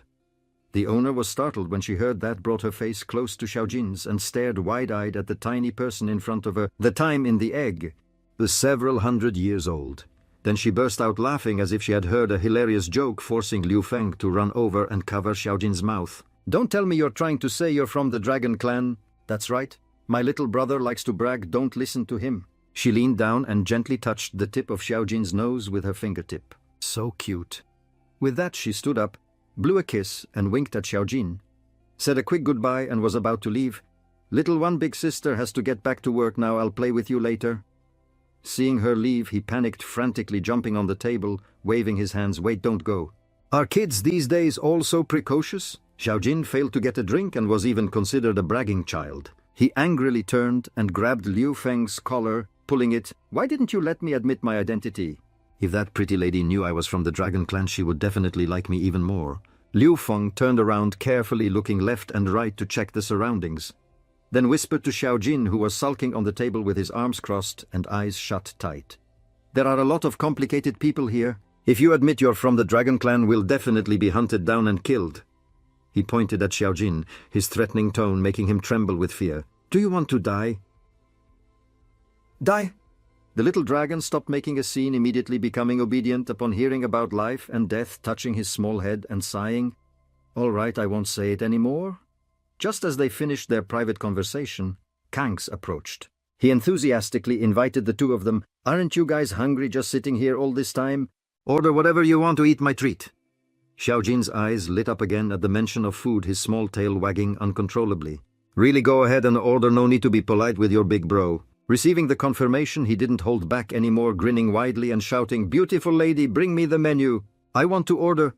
The owner quickly brought out a huge plate of meat. Xiaojin immediately forgot everything else and dove into his dinner. Meanwhile, Liu Feng turned to ask Kangs, "Big brother Kangs, will there really be an information broker here who knows about the goddess of life?" He stopped drinking his beer and confidently assured him in Neverfall Stronghold, "This is the place with the most information brokers. Whatever news you want to hear coming to the mercenary tavern is the right choice." The two followed his gesture and looked towards the crowd that was getting drunk in the back. "So how many information brokers are in there? Let's go and ask around." Time passed quickly. Outside, the sky had brightened and birds were chirping to welcome the new day. Kangs patted the shoulder of the person who was lying face down on the table, looking a bit dejected. "Brother Liu, it seems the whereabouts of the goddess of life are really hard to investigate. I won't give up." Only now did he pay attention to his words and ask seriously, "Brother Liu, why are you in such a hurry to investigate the goddess's whereabouts? Could it be for eternal life?" Liu Feng was silent for a moment, recalling the images of Grandpa Hack and Weir. "I lost someone very important. I hope the goddess of life can help me resurrect them." Hearing him speak such heartfelt words made Kangs very pleased. He slapped him hard on the shoulder, raised his beer mug and said, "Brother Liu is truly a loyal and righteous person. For me, Kangs, to have a friend like you is truly worthwhile." Liu Feng turned his head to look at him, smiling at his sincere face and words. "Thank you, Kangs." But before Liu Feng could finish his thanks, they were both distracted by a commotion from behind. "How can a child be like that? Wait, I treated you to a meal, not told you to eat everything. You didn't even leave a little bit for me. Is this kid okay?" Hearing those people talk, Liu Feng was a bit startled and immediately turned to his table to look for the child. Could they be talking about Xiaojin? Sure enough, Xiaojin, who was eating meat at his table just a moment ago, was nowhere to be seen. "Wasn't he just here a moment ago? Let's go have a look." He followed Kangs and the others over to where the people were shouting. Everyone seemed quite surprised. It turned out Xiaojin wasn't full yet, so he went over to other people's tables to freeload. At this moment, he was sitting on the table, struggling to fight with a large piece of meat under the admiring and excited gazes of the people around. Seeing Xiaojin's appetite, Kangs turned pale, completely shocked. As for Liu Feng, he was helpless, covering his face with his hand and forcing an excuse. "Oh my god, turns out Xiaojin can eat this much." Xiaojin's body is growing, so he eats a little more. The entire mercenary group was in complete shock as the owner continued to bring out meat for Xiaojin. Kangs looked at the meat and asked Liu Feng, "Are you sure it's just a little more?" Just then the tavern door was pushed open from the outside, causing the small bell hanging on a nail to make a sound. Seeing the group of people who had just entered, Kangs put his arm around Liu Feng's neck and spun around. Luckily, he also managed to grab the little kid Xiaojin by the collar. "Let's go, we'll slip out first." "Huh, what's going on?" He secretly turned his head to look at the other side of the tavern. The group that just entered was fawning over a dark-skinned man. Even the beautiful owner respectfully presented the menu to him with both hands. Kangs looked worriedly at the group and whispered an explanation to Liu Feng. Those guys at the door are the Huangxiang mercenary group. We've had a few conflicts with them before. They're always looking for trouble. They have a lot of people today. We shouldn't run into them. He turned his head back, his confident and cheerful expression gone, and whispered with his head slightly bowed, "It should be fine." But as soon as Kangs finished speaking, a group approached, cheerfully greeting him. "Kangs, long time no see, brothers. Come, let me introduce my new friend." The dark-skinned man from the Huangxiang group held a beauty in his arms, a lustful look on his face, and asked solicitously, "Sweetheart, the grilled beef here is extremely delicious. Want to try some?" "Okay, honey." Upon receiving his lover's answer, he raised his hand and snapped his fingers loudly instead of speaking. The owner Mei Ling quickly appeared. She held the menu and bowed to serve. "Sir, what can I get for you?" 3 orders of grilled beef. After hearing his order, Mei Ling spoke more softly, bowing her head even lower, and replied, "I'm very sorry, the grilled beef is sold out." Hearing that the grilled beef was sold out, he flew into a rage, his narrow eyes suddenly glaring at Mei Ling. But then he turned his head, his expression doing a 360-degree turn, and said gently to the girl in his arms, "Sweetheart, how about we have the steamed eagle dragon's leg?" Mei Ling tried to maintain a professional smile, but sweat had started to bead on her beautiful face. "I'm so sorry, the eagle dragon's leg is also sold out." Wu Kai glanced at her, his attitude clearly showing his growing annoyance with every word she said. He still tried to restrain himself, asking Mei Ling as politely as possible, "So, what do you have now?" But she could only look at Wu Kai cautiously and reply, "All the meat is gone, only vegetables are left." He held his woman close to Mei Ling, and neither of their faces looked friendly at all. "All sold out? How is that possible?" The owner, afraid of him, stood to one side and timidly pointed towards the bar where Kang's group was standing. "The customers over there ordered all the meat." Wu Kai looked over. He saw that it was Kang's and his familiar brothers laughing and joking happily. He sneered, gave an arrogant laugh, then stood up, his eyes fixed on Kang's spot, and said, "Look who it is." Over here, Kang still didn't know he had been recognized. He was still enthusiastically introducing Liu Feng to his friends. "That 7th-rank Red Wolf. This friend of mine, Liu, took care of it with a single sword strike." "Kangs, you must be bragging." "That's right. Killing a 7th-rank Red Wolf with 1 strike is your brother about to reach the Saint rank." Liu Feng sat there, his face slightly red with embarrassment. He scratched his chin, wanting to interject with, "Actually, I—" But once again he didn't get a chance to finish his sentence before Wu Kai with his woman in his arms came up behind them. "Isn't this Kang's? Why didn't you die on the savage Great Plains? Damn it, didn't this pig just sit down and start eating? Why is he over here now?" He started clicking his tongue, gesturing wildly in a way that showed contempt for Kang's, and said some provocative words. "Our Huangxiang mercenary group had already prepared a funeral for you, and you just had to ruin a perfect funeral." Hearing him mock them with such malicious words infuriated Kang's. He slammed his hand on the table with a bang and turned around to stand up and confront him. Kang's shouted loudly, looking him straight in the face, "Wu Kai, don't go too far." But this guy was thick-skinned and fat with rather small ears, so he didn't pay any mind to his words. He glanced at him with contempt. "Too far? What's more outrageous than bragging?" He looked at the small and thin Liu Feng next to him and rudely pointed directly at his face, saying, "Just now you said this guy could take down a 7th-rank Red Wolf with 1 blow. This person doesn't have a single trace of fighting spirit or magic on him. On what basis do you say he killed the Red Wolf? Based on that big mouth of yours," after saying that he and his whole group stood there throwing their heads back and laughing loudly, provoking Kangs. "What I said is the truth, brother Liu took care of the Red Wolf with 1 sword strike." Wu Kai didn't believe it. He puffed out his chest and shouted over him, "All right then, I happen to be at the 7th rank of power. Tell your brother to take me down with 1 blow. If he can't do it, it proves you're lying." He was completely arrogant, rudely pointing at his face and continuing the humiliation. "Then you'll have to tell everyone here that Kangs is a braggart." He turned to answer before Kangs could speak. "I accept this bet. Since we're making a bet, let's make it a big one." He raised his head to look straight at the tall, boorish man in front of him and asked with a serious expression, "If you lose, you crawl out of here, how about it?" Hearing his challenge, Wu Kai immediately got into a stance, releasing his fighting spirit to intimidate Liu Feng. "Fine then, come on, let's see who the pathetic one is that gets taken down in 1 move." Kang stood in front of Liu Feng. He angrily pointed at Wu Kai and exposed him. "Wait a minute, you're lying. You're clearly at the 8th rank. Wu Kai was so angry that veins popped on his head, glaring down at the 2 of them from his height. "So what if I am? It's too late to regret it now." Kangs knew he couldn't reason with this guy, so he turned to Liu Feng, who was looking around for something. "Brother Liu, listen to me, you should go first." He spoke while reaching for a straw from a half-finished glass of orange juice on Mei Ling's tray. "It's okay, big brother Kangs. Don't you trust my abilities, miss? I'll just borrow this straw for a bit." The tavern suddenly became a fighting arena. Kang stood next to Liu Feng, still worried sick, looking at the amount of magic Wu Kai was releasing, but Liu Feng was strangely calm. He held up the cute yellow straw and said with a mocking smile, "To deal with you, I don't need a sword, a straw is enough." His words made Wu Kai's blood boil. He gritted his teeth being mocked by Liu Feng, but Wu Kai was confident in his 8th rank level. He chuckled and sneered at Liu Feng. "This kid has successfully pissed me off. I'll make you regret meeting me right now." Liu Feng waited for him to finish his sentence.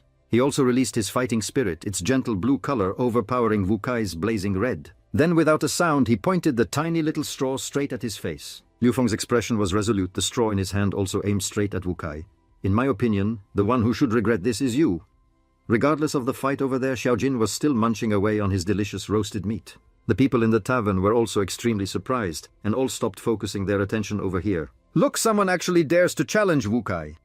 "Wu Kai has already broken through to the 8th rank. If he's not careful, he'll die." Xiaojin, with a mouthful of meat, turned his head and said in a childish voice, "What's so good about fighting? It's not as good as eating." Over here, Liu Feng was still pointing straight at Wu Kai while he took a step back and stomped his foot hard as a show of force. The two looked at their opponents, one tall with spiky defensive armor, the other fair-skinned and small with only a fruit juice straw as a weapon. Yagun stood behind, stroking his chin and asking Kangs quietly while he was quite tense, "Kangs, is your friend going to be okay? Wu Kai seems really angry. Looking at how small your friend is, can he even fight Wu Kai?" He was also very worried about this new brother, but he also respected him, which is why he stood aside. Although he felt Brother Liu was quite capable, Wu Kai's power was beyond imagination. He was just afraid that Brother Liu... Kangs looked at Liu Feng's back as he twirled the straw in his hand and clenched his fist. "Brother Liu is my friend, and he only got into a conflict with Wu Kai because of me. If I don't trust him, what kind of person am I?" He believed in this brother. After figuring out what he needed to do, Kangs became more confident, smiled and said to the people beside him, "I saw with my own eyes Brother Liu kill the Red Wolf with a single sword strike. So what if Wu Kai is stronger than the Red Wolf? He's definitely no match for Brother Liu." He turned to look at Cheng Wei, and Arfa put his hands on his hips and said to them with a serious expression, "If you don't believe me, let's make a bet." "A bet it is. If you want to hand over your money, we have to accept it. But I'm just afraid this time you'll lose both your money and your man." Over here, Wu Kai was cracking his knuckles loudly to intimidate Liu Feng. "Kid, are you ready to die?" "I'm ready." He channeled his energy into the straw, making it perfectly straight. His face also bore a smile, ready to fight as he said to Wu Kai, "But not to die." As soon as he finished, Wu Kai stomped through the wooden floor and charged like a wolf, like a tiger, with a loud shout. It seems in this world there's no saying the one who strikes first is bound to lose. Liu Feng calmly watched him charge. He swung his arm to the side, calculating to himself, "Just the right time to try out the move I comprehended in Huaxia a few days ago." He closed his eyes, calmed his weapon and mind, and recited the incantation in his head. "One mind, two thoughts, one body, two selves, lure and subdue mirror image clone."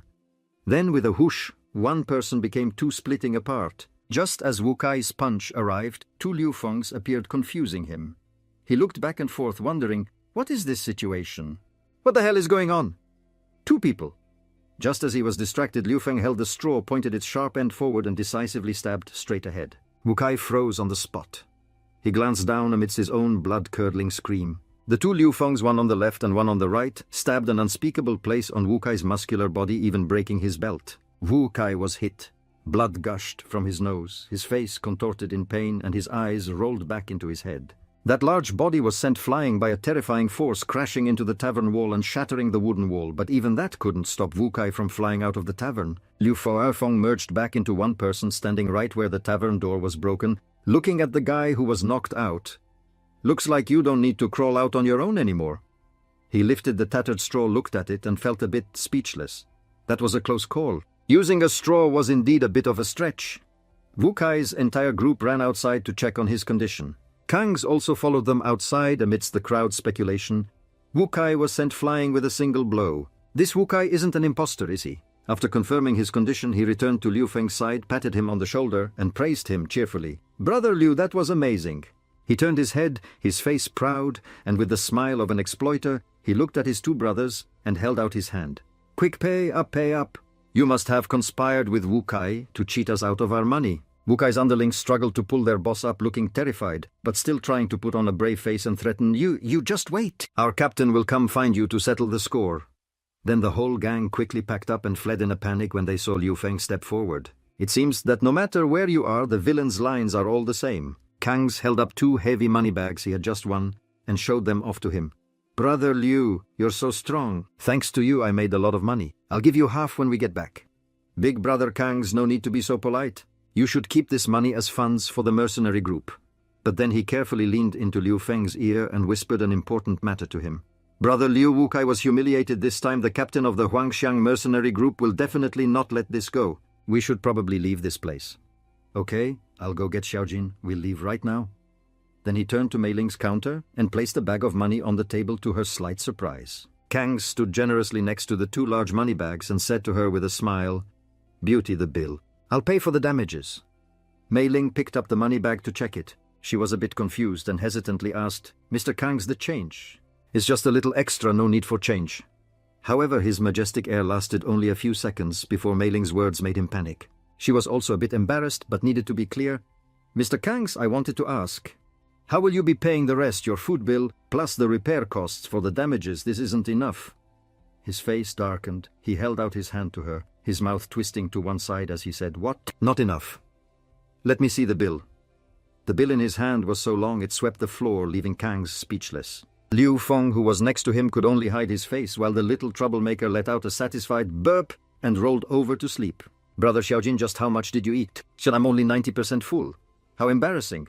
Inside, the noisy tavern continued to welcome new waves of customers despite the brawl and scuffle that had just occurred. Kang Si and Liu Feng walked shirtless on the street.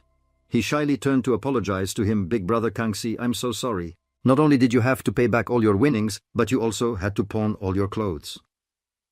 But Kang Si was a straightforward and chivalrous person. He didn't mind at all and even laughed, pointing at himself. "It's nothing. We're all brothers. What's a small matter like this?" But thinking about the debt to the tavern, his face couldn't stay happy and he grimaced and muttered, "It's just... we still owe the tavern quite a bit of money. We have to think of a way." The two continued walking through the quiet forest as strong winds whistled through the tall trees. Just then a person in the purple cloak that concealed their face appeared behind Kang Si and Liu Feng. That person spoke up, stopping them in their tracks. "I have a task I'd like to commission. I wonder if you're interested in taking it." The scene changes to a large, magnificent villa, but the front of it looks like a mud pit with 3 figures below. The backyard of the Fantasy Mercenary Corps. "Captain Heitu, we know we were wrong. Please spare us." They struggled in the mud pit trying to get out, but only sank deeper and deeper. "Next time, even if we have to die, we will definitely complete the mission." Then gradually that person's entire body sank, leaving only a single hand raised above the bubbling mud. "No." At that moment, several people ran in at once, their footsteps thudding on the shiny wooden floor. "Captain Heitu." It turned out to be Wu Kai's group of henchmen returning to report the situation.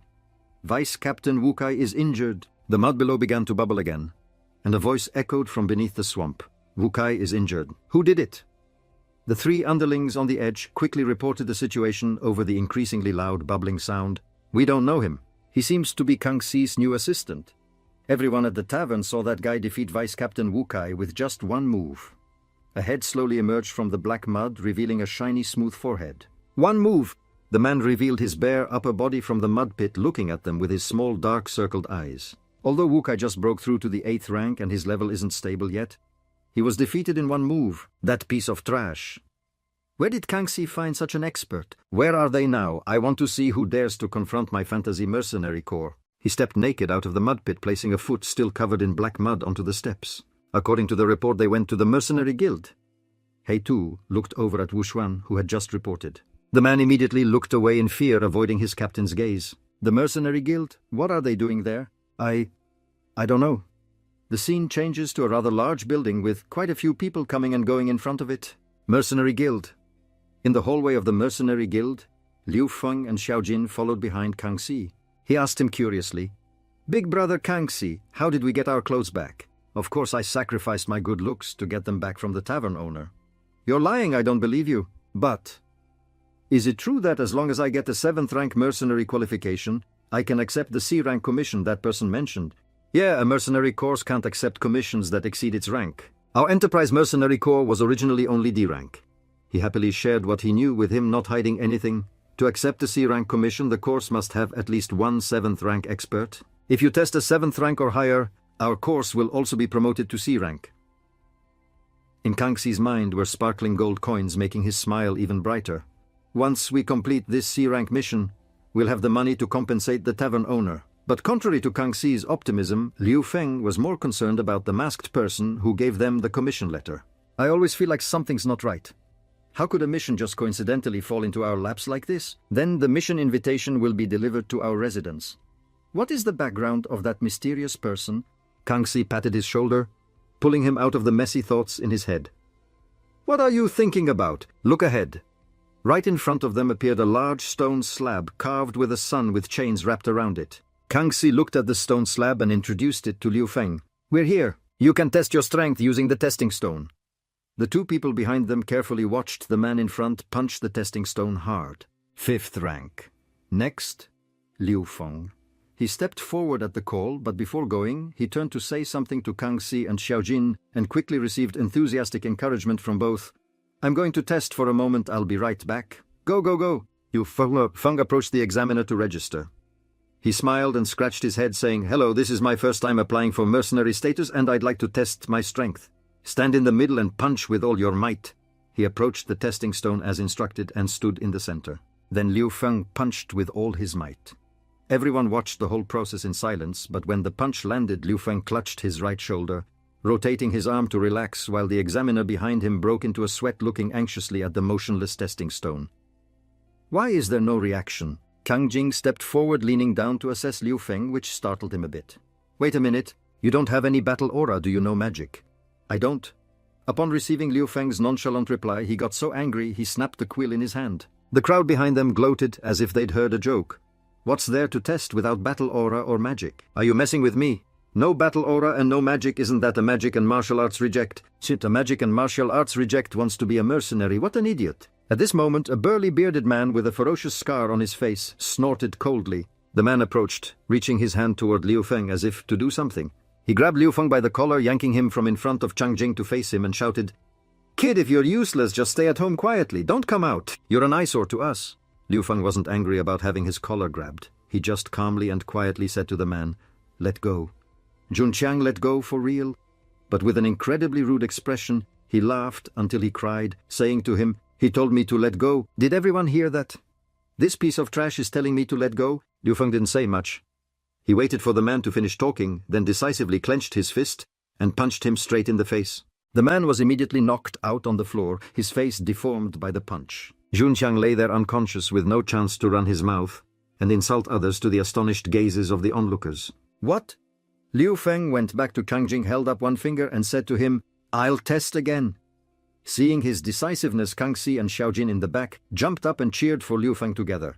Great punch! Just as things were getting exciting, a pair of long, slender legs in silver high heels walked toward the testing area. A girl with a hot body and long, fiery red hair waved her hand. What's all the noise about? Who was just fighting? Have you all forgotten the rule against fighting in the guild hall? Otofi stepped forward, beautiful and powerful, looking at the clueless men causing trouble here, and asked, Are you all looking for a beating? But when the men saw it was her, their attitudes changed. They all looked at her like they were seeing fine wine and delicious meat, looking extremely lecherous. When Kang Xi saw who had arrived, he also had a look of admiration. Xiaojin on his shoulder also craned his neck to admire her. It's Lady Tofi! Liu Feng also had an infatuated look on his face, unable to take his eyes off her, thinking to himself, so seductive. Just then Tofi stood there with her arms crossed, stylishly looked toward Liu Feng and asked him, Are you the ones who started the trouble? And he closed his eyes, pointed at the unconscious Jun Qiang on the ground and said, He was the one who started it. We were just acting in self-defense. But Kang Jing quickly ran over and whispered something in Tofi's ear. Tofi looked at the man on the ground who had several broken teeth and was foaming at the mouth from his punch. Someone with no battle aura and no magic wants to apply for mercenary status. I've never heard of such a thing before. Liu Feng remained calm upon hearing her words. He held up one finger and said to Tofi, To become a mercenary, the important thing is to have strength. I think I've already proven that a little. Hearing his confident words made her gaze soften slightly. Tofi seductively brought her pinky to her lips and said, That's right. Strength is the most important thing. With strength you have everything. With that she gently turned to face Liu Feng ready and said to him, "If the testing stone can't measure your strength, then I'll test you myself." Liu Feng looked at the beautiful girl opposite him, his face serious as he asked in response to Tofi's beckoning hand gesture, "You'll test me." Tofi tossed her long, fiery red hair to one side, her face quite confident as she told him, "If you can defeat me, I'll give you your mercenary qualification. If you lose, then get out. I hate useless people who only know how to talk big but have no real strength." Hearing Tofi's rather disrespectful words, Liu Feng shifted his feet slightly. "Fine, you're the manager after all." He looked straight at the girl opposite him, his gaze unwavering, and asked, "But didn't you just say fighting is forbidden here?" Tofi lowered her stance slightly, frowning at him with a look of annoyance, and reminded him, "In this place I am the rules." The onlookers quickly dragged Juntiang back. Kangxi had a nosebleed and looked dazed. "The great Lady Tofi is so cool." Whether emotionally or logically, I should support Brother Liu, but I'm a loyal fan of Lady Tofi. I don't want Lady Tofi to lose. It's such a hard choice. Xiaojin on his shoulder immediately spoke up aggressively, giving Kangxi some philosophical advice. How can a man be so indecisive, unable to distinguish between his own people and outsiders? A man must follow his original intentions. But his lecherous expression revealed a look of absolute admiration as he gazed infatuatedly at Tofi, startling Kangxi. "Lady Tofi will definitely win. Go Lady Tofi. Whose side are you on anyway?" Tofi gave Liu Feng time to prepare. After he grabbed the hilt of the sword on his back, she asked, "Are you ready?" "Yes." Getting her answer, Tofi quickly attacked first, wanting to seize the initiative. She held a small dagger, and in an instant was right in front of Liu Feng, aiming precisely at him as he stood there and thrusting forward. Kangxi was worried and alarmed, and Xiaojin covered both his eyes, not daring to look at the supposedly bloody scene. "Be careful. This is Lady Tofi's specialty surprise attack." She flashed past, cutting into what looked like Liu Feng's body. But unfortunately it was cut into 3 pieces, looking more like a shadow than a real person. Tofi looked back in shock, only then realizing she had missed. The man was still unharmed, having jumped to one side. He could dodge that. She quickly changed direction, her eyes flashing, and slashed out. But once again she only hit Liu Feng's afterimage. Tofi looked at him, his whole body glowing with a blue light and his speed astonishingly fast, and bit her lip. "He can effortlessly dodge my attacks. Just how strong is he?" She calmed down, chanted a spell around her body, and her hair floated up into the air. "To defeat him, I'll have to use that move." Liu Feng grimaced as he dodged one of Tofi's attacks. He thought to himself, "An illusion? It feels like her speed has suddenly increased." In an instant she was back in her original position, her gaze still fixed on him, but the battle aura around her had changed significantly. Liu Feng carefully observed Tofi. A large amount of energy emanated from her body. It seemed she was using some kind of secret art to increase her speed. He wouldn't hold back anymore, nor would he be blinded by her seductive beauty. What a crazy woman, willing to do anything to win. I have to stop her. At that moment she began to channel more and more magic, her eyes glowing with an unusual light, before she shot forward, attacking with what seemed to be a dangerous magical technique. But Liu Feng managed to stop her. He slid close to Tofi, turning the pommel of his sword toward her chest. Tofi froze, looking down at the sword pommel just a short distance from her body. Liu Feng looked at her, frowning, his expression serious as he told her, "Stop. Is it necessary to use a technique that harms your own body like that?" But Tofi was surprised, her beautiful eyes staring at Liu Feng as she asked, "You could tell." He stood up to face Tofi and heard her calmly and cheerfully accept defeat. "I lost." Liu Feng sheathed his sword behind his back. He tilted his head slightly to one side and said to Tofi, "Looks like I can get my mercenary qualification now." At this, Tofi leaned a little closer to him and seductively told Liu Feng the answer. "Of course. But besides the mercenary qualification, is there anything else you want?" The scene changes to Tofi's room. She sat on a large chair, resting her long legs on a table with a golden statue, and asked, "Mr. Liu, it's just the 2 of us here. If you have any requests, just say them." Liu Feng didn't understand what she was trying to say. He crossed his arms and looked at Tofi blankly. Requests? What requests? Then he seriously and carefully thought over everything she had just said. This woman was so fierce just now, but now she's striking such a seductive pose. There's definitely something wrong. Liu Feng tilted his head to glance at her, then waved his hand and nonchalantly stated his purpose. "I only came here today for the mercenary qualification. I'm not interested in anything else." Tofi lightly touched her index finger to her lips, looking at him with her beautiful moist eyes. "Not even interested in me." Liu Feng placed both hands on the table, his eyes smiling as he teased her back. "You and I are strangers? How could I be interested in you?" "No more joking around. Liu Feng's face turned serious as he returned to his main point. Lady Tofi, please keep your word and grant me my mercenary qualification. Tofi didn't expect him to be so serious. Her eyes showed a hint of annoyance, but she gradually became serious as well. All right, you've passed the assessment.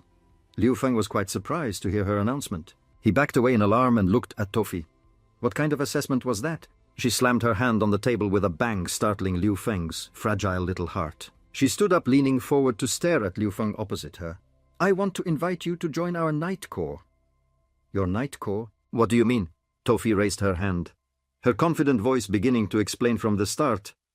Let me reintroduce myself. My name is Tofi, one of the heirs to the Mercenary Guild. Each heir has their own mercenary corps. The Night Corps is the mercenary corps I founded myself. I need a strong assistant like you. She also made her opinion of Liu Feng very clear, which surprised him a bit, and he asked blankly, Your character and strength are both not bad. Just join and you can name any conditions you have.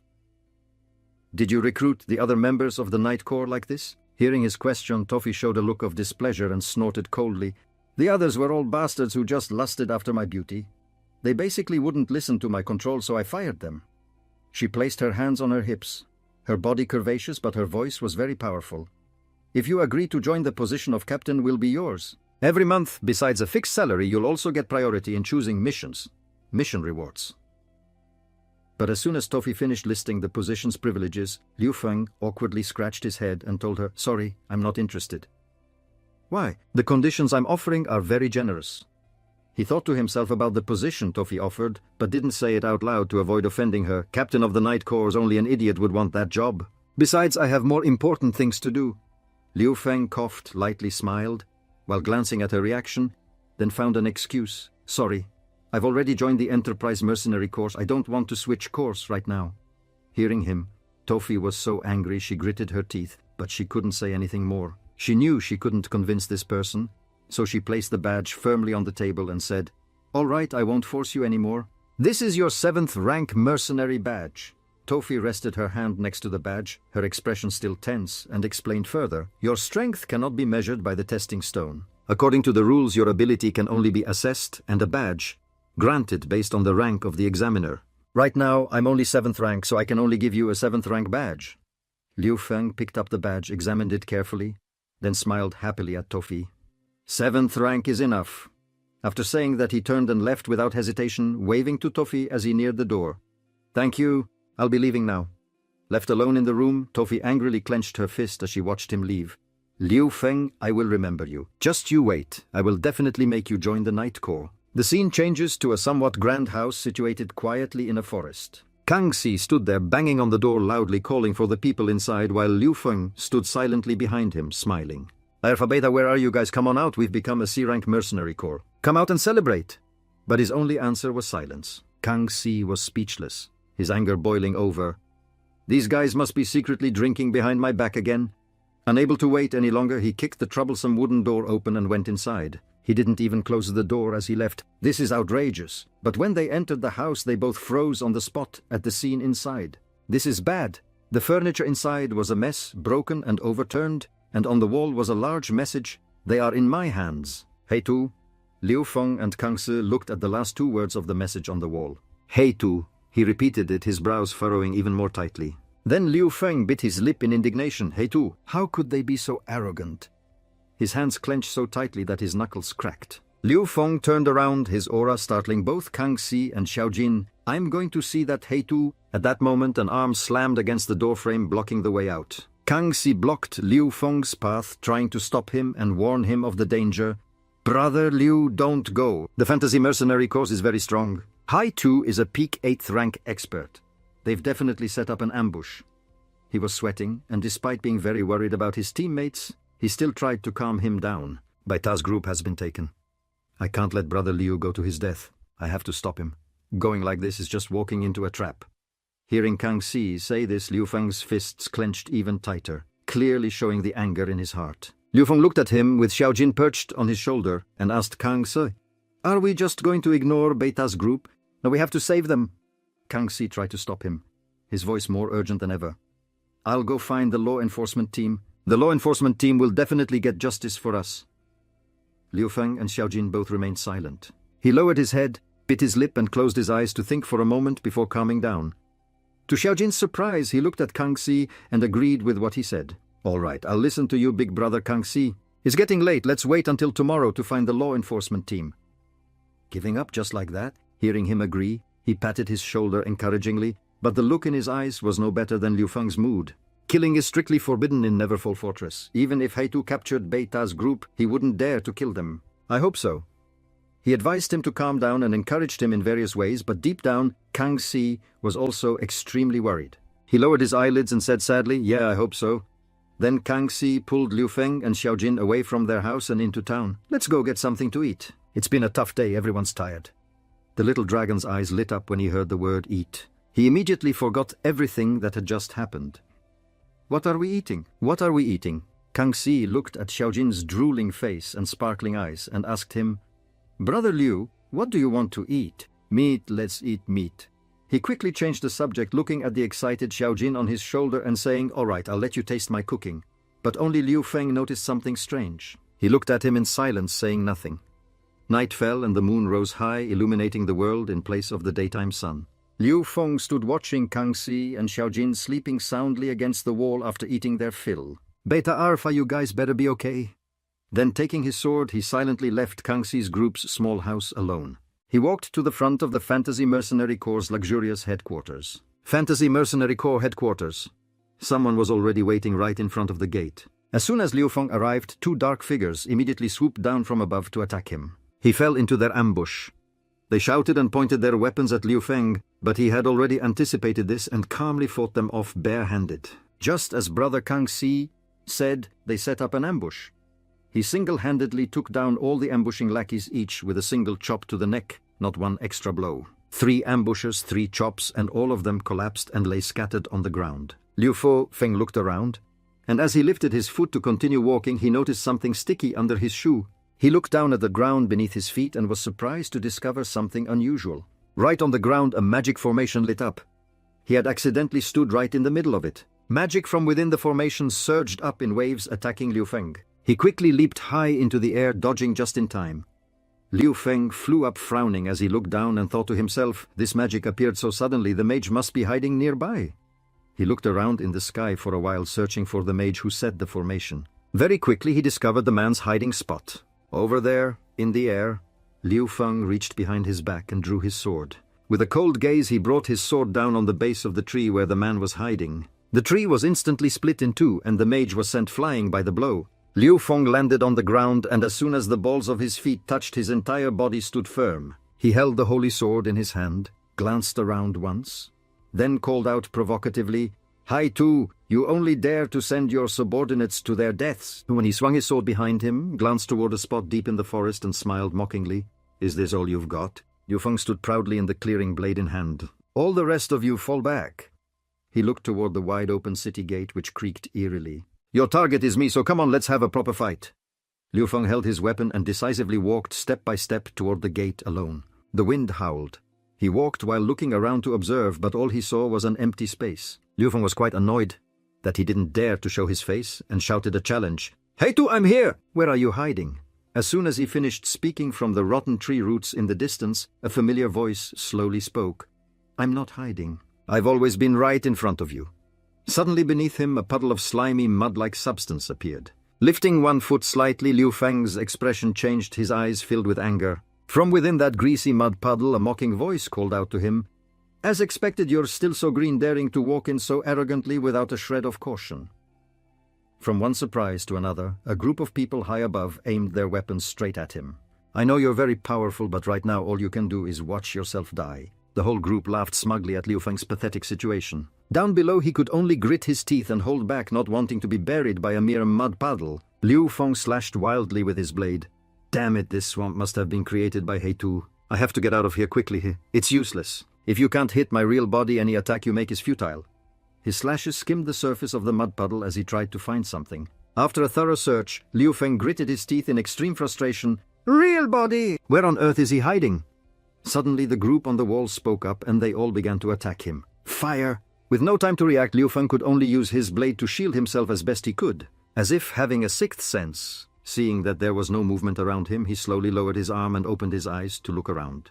The wall that was full of people moments ago was now completely empty. Liu Feng looked around in confusion. Where did everyone go? And seeing that no one was attacking anymore, an angry voice from the mud puddle ordered again. Where is everyone? Fire! From a distance, a long and sturdy leather whip appeared. It shot forward as fast as the wind. High above the person controlling the leather whip was Tofi. Liu Feng recognized the rather familiar voice, which made him open his eyes wide and look up. That voice sounds familiar. Liu Feng's hand quickly grabbed the whip and held it tight without slipping an inch. Just like that, with her dedicated help, he lifted both his feet out of the mud puddle. Seeing Liu Feng about to escape its control, the mud puddle transformed into a mudman, its mouth wide open. Where do you think you're going? And then the mudman shot up its palm wide open, aiming straight for him. Seeing its hand about to get closer, Liu Feng raised his blade to defend. Who said I was trying to run? More, and as soon as he finished speaking, his sharp blade slashed down, splitting the mudman's body into many pieces. But it seemed to have no effect on it. In just a few seconds, the mudman's body reformed and hovered in the air. Liu Feng was annoyed, confused for a few seconds because he didn't expect it. It recovered so fast. In an instant, his feet landed on the ground thanks to Tofi's help. Still a bit dazed, he held the leather whip tightly and looked up toward where she was standing. Then Liu Feng looked at the group of people who were about to attack him earlier, now lying unconscious on the ground. Did you do all this? Seeing his confusion, Tofi put her hands on her hips, looked down at Liu Feng and explained, a powerful sleeping drug. They all passed out in an instant. Below the city wall, the mudman rushed forward with its fists, intending to attack him. Below it was using all its strength, launching itself high into the air. The pieces of mud that made up the mudman's body continuously attacked both of them, but it didn't affect them. Although it was split into small pieces, it reformed quickly. Seeing that the mudman was difficult to deal with, Liu Feng became extremely angry. He gritted his teeth and muttered, every time it's broken apart, it immediately reforms. This mudman seems to be just a summon. Where on earth is Heitu hiding? How should I deal with him? Hearing his name, Tofi turned her head slightly and suggested Heitu is hiding in the swamp. In the swamp he's nearly invincible, but if you destroy the swamp, he'll be helpless. Hearing her suggested plan, he widened his eyes and asked again, destroy the swamp? Standing on the city wall, Tofi raised her arms straight and ice-like orbs shot past Liu Feng, rushing downward. In an instant, they turned into sharp ice shards, piercing straight into the mudman's body. In just a few seconds, it stood still, no longer moving, becoming an ice statue for the two to behold. Seeing how amazing her skill was, he widened his eyes, his voice full of praise. So strong. What was that? Tofi looked at Liu Feng with a fond gaze and said mockingly, of course it's a little gift I specially prepared for Heitu. Not wanting to drag things out, standing on the city wall, Tofi spread her arms and commanded, Heitu, if you don't show yourself now, you'll become an ice statue. As soon as she finished her demand, a hand emerged from beneath the ice. The thick layer of ice was shattered by Heitu. He slowly revealed himself from below. Heitu moved his body out of the ice, slowly advancing with frosty breath. His cold face and interrogating voice rang out, who on earth are you? Tofi didn't want to waste words on someone like Heitu, so she just answered perfunctorily, who I am isn't important. Besides, your opponent isn't me. As soon as she finished her introduction, Liu Feng leaped down from above his blade, aimed straight at him below. Heitu was still not afraid, his voice confident and challenging. You think that just by freezing the swamp I'll be afraid of you? Seeing his attitude, he didn't want to say much either. Gripping the hilt of his blade with both hands, he charged, enough talk time to die. An unexpected scene occurred. Heitu, who was just talking tough, was now kneeling on the ground. His head was bowed, and he continuously begged, before Liu Feng's sharp blade, friend, spare my life. We can negotiate anything. His swift change in demeanor left him stunned for a few seconds. You even know how to change your tune that fast? Heitu raised his head, held the blade that was at his neck and said with a fond look, today was my fault, I apologize. As he spoke, he opened his palm and a flood of gold coins appeared. If you need money or women, just say the word. You can have all the money I have on me. Liu Feng knew he had the upper hand and boldly demanded that Heitu release Beta's group. Dodging Liu Feng's sharp blade, he sprang to his feet and nodded. No problem, no problem. This place still has the most valuable thing. From behind his back, Haktho pulled out a red scroll, inside which a blue magic circle flickered Godai. Betrayed by him and attacked in return, his eyes widened, his face filled with displeasure. Ignoring Haktho, who was using his ultimate move, Gale Speed, Liu Feng swept past him like the wind. As if having a third sense, he glanced back and panicked when he saw him. When did you get behind me? As he lunged forward and plunged his blade through Haktho's chest, Liu Feng answered curtly, you don't need to know. Just like that, he ended his own life for the crime of not keeping his word. The body lay face up on the cold ice, gone forever. Standing on the city wall, observing his every move, Tufai praised endlessly, nice moves. He looked up. Who are you? Seeing him keep asking, Tu Fi leaped down from above. Don't be so tense, it's me. Taking off the mask that covered half of her face, she chided Liu Feng. It's a good thing I arrived in time, or you would have been in big trouble. Her identity now clear to Fi shot forward like an arrow running towards him with open arms. Little brother, big sister saved your life. How are you going to repay me? Gripping his blade tightly, Liu Feng remained on guard, asking in confusion, Why are you here? Why did you help me?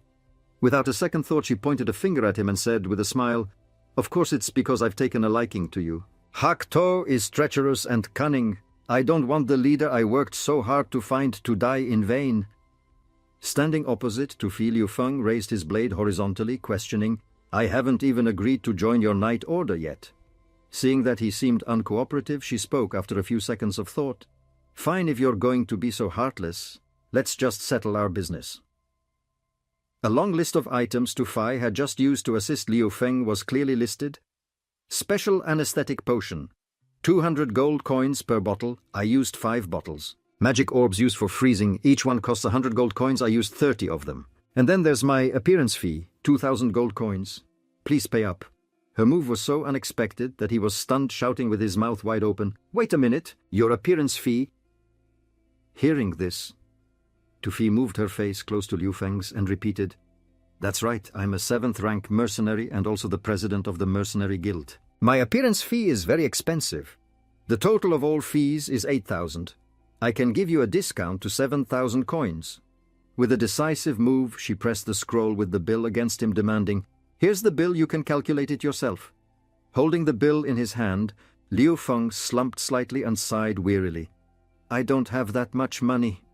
Knowing he was in a difficult position, Tu Fi, as if prepared beforehand, took out a piece of paper. Then work for me to pay off your debt, be the leader of my night order. Seeing her keep backing him into a corner, he let out a long, tired sigh. However, not wanting to be shackled, Liu Feng raised his head high and declared, I'll figure out a way for the money, but as for the night order, I don't want to join. Hearing that, Tu Fi chuckled softly, tucking a strand of hair behind her ear and saying, It's okay, we have plenty of time. The horse-drawn carriage stopped in front of a building. Liu Feng and Tu Fi stood in front of it talking.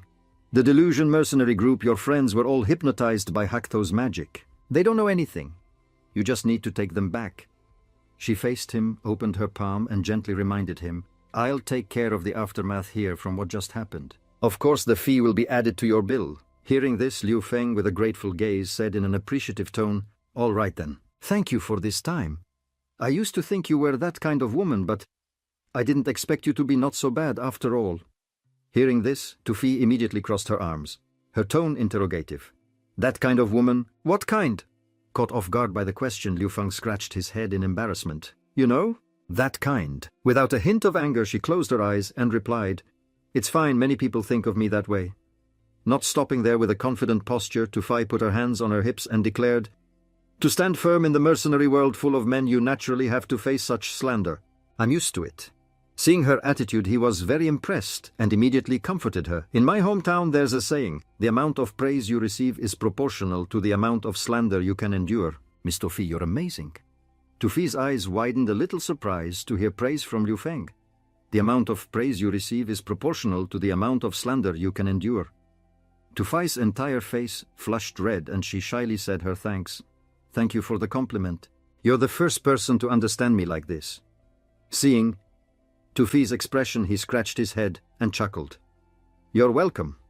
In response to that appreciation, she offered Liu Feng a special favor. Then let me offer you this. I can take 1,000 gold coins off your bill. At the mention of money, his eyes lit up like headlights, brighter than the stars in the sky. Really? My hometown actually has many more sayings like that. If I say a few more, can I get another discount? Standing beside him, Tu Fi reminded him, Don't say any more, it won't reduce the price. And just like that, Liu Feng activated his pleading mode. His voice echoed, even disturbing the horse that was grazing. Just one more discount. I really can't reduce it any further. After teasing her for a while, they both fell silent, looked at each other, and burst out laughing. The atmosphere was incredibly cheerful.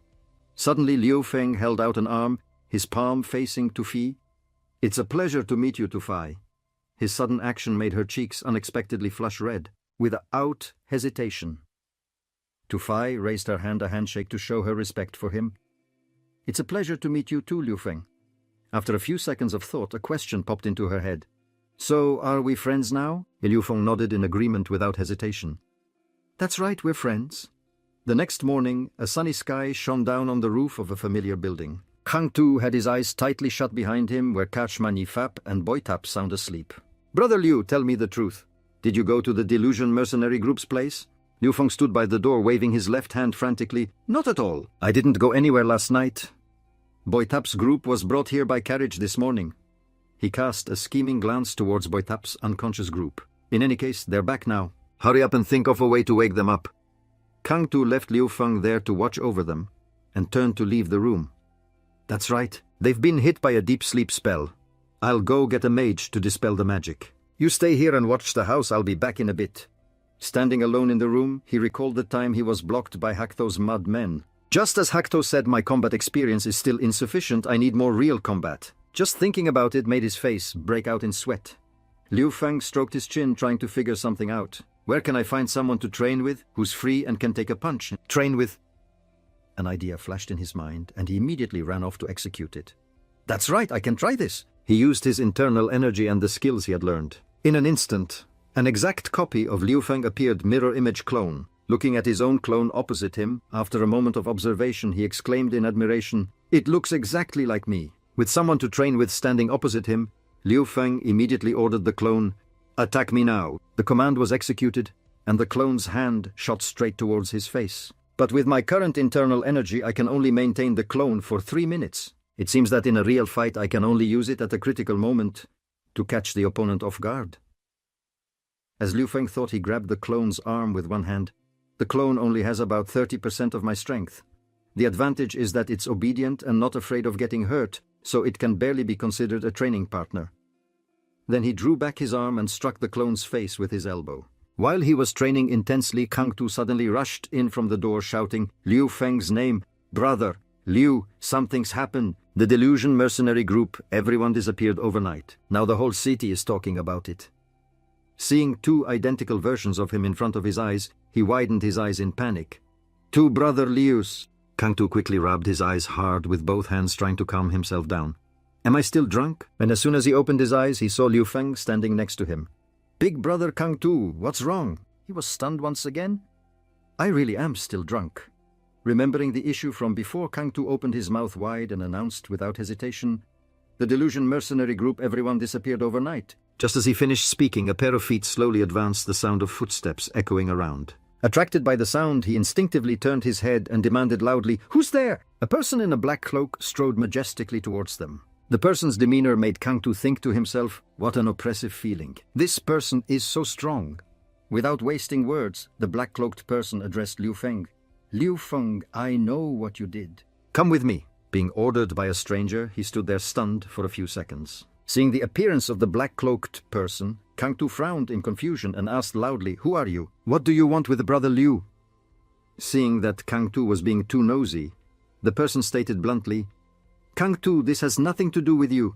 If you don't want the Enterprise Mercenary Group to disappear from now on, then don't interfere." Offended by the black-cloaked person's attitude, he frowned and gritted his teeth in anger. "You!"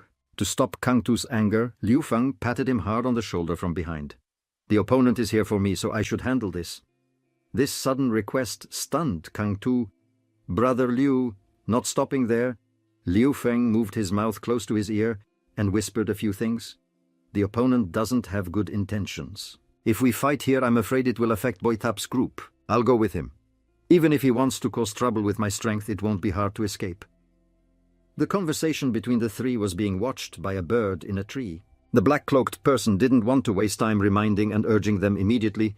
"Are you done with your small talk?" After they finished their private talk, he sheathed his blade on his back and instructed the two, "I'm leaving now. You guys wait here for my return." Teo Kim, in his small, transformed body, clamored and shouted for Liu Feng, "You have to come back soon. You promised to take me to the market today." Liu Feng bent down, slightly smiled, and gently patted Teo Kim's head affectionately. "No problem." On the side, Kang Tu tried to suppress his emotions, patted his shoulder lightly, and advised, "Brother Liu, you must be careful." Liu Feng was very grateful. "I will." A while later, he and the black-cloaked person arrived at a grassland-like area where the wind blew relentlessly. Liu Feng slid his feet hard on the green grass, trying to use his leg strength to keep himself steady. Right after the black-cloaked person turned his head to look at Liu Feng, who was following behind him. This place will do. Any further ahead is the beastmen's territory.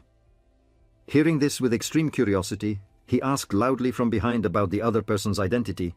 May I ask who you are? Without hiding anything, the black-cloaked person slowly took off the cloak he had been wearing. It was none other than him, a rather familiar person, behind that jet-black mask. I am Aohash, the leader of the law enforcement team of Natbat Lakyutak. Aohash's introduction stunned Liu Feng for a few seconds.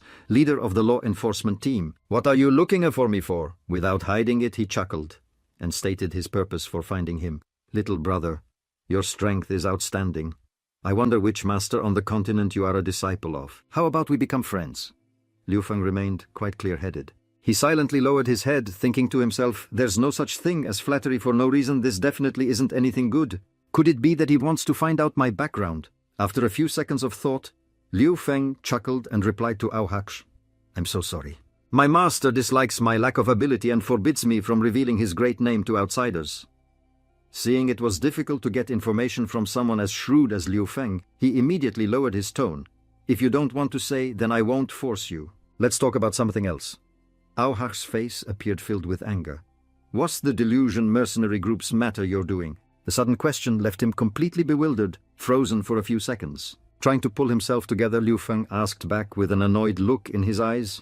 Leader Aohash, why would you say that? On the grassy plain, Aohash began to analyze. The delusion mercenary group disappeared without a trace overnight. Other than being wiped out, I can't think of a more plausible reason. And recently, among those who had conflicts with the delusion mercenary group, you are the most suspicious. Hearing this, he immediately understood the issue. A key question Liu Feng raised was, Leader Aohash, everything requires evidence. You say I'm the culprit, so where's the proof? He didn't seem to care much about the question. His hand grasped the hilt of his sword and gently drew it. In less than a few seconds, a sharp blade was unsheathed by Aohash and swept past him. Proof. You work very cleanly, it's true. I couldn't find any clues at the scene. But no evidence doesn't mean I can't convict you. Then he pointed the tip of his sword decisively at Liu Feng. I just need to kill you, and whether you're the real culprit or not, you will bear all the charges. Witnessing what Aohash was doing, he spoke in a contemptuous tone. Leader Aohash, is this how the leader of the law enforcement team upholds justice? Not stopping, Liu Feng lowered his head slightly and reproached in a low voice. No wonder the delusion mercenary group could run rampant in Nyatbat Lakyutak for so many years. He heard it, but seemed to ignore it, even smirking smugly to himself. Uphold justice? Whoever has the bigger fist is justice. If you can't beat me, then of course I'm on the side of justice. Looking at the sharp blade opposite him, he calmly made a proposal. Before we fight, I want to confirm something. Are you at the peak of the 9th rank in strength? Aohash didn't hide it, raising his sword forward and confirming with a smile. That's right, I am indeed at the peak of the 9th rank. Could it be that you're scared? As he drew the blade from his back, Liu Feng's face darkened, and he said in a low voice, Very good. If I can beat you, then I can go get my revenge. He didn't want to waste time charging towards him with his sword like a flash. Enough with the useless talk. Make your move!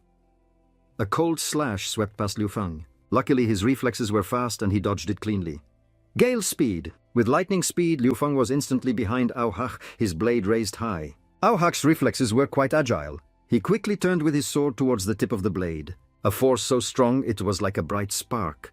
Liu Feng's eyes widened. He knew he was in danger and immediately swung his blade forward to block Aohash's attack. Although he had attacked with all his might, when Liu Feng counterattacked, his footing was still slightly off. Holding his blade and looking at Aohash, his face was lightly covered in sweat. What terrifying power! It was the same for him. He lowered his head in annoyance, yet his mouth still praised Liu Feng to be able to withstand a full power strike from my sword. Your ability has surpassed my imagination. Moreover, your sword is no ordinary object either. But it seems you still can't make it unleash its true power. What a pity.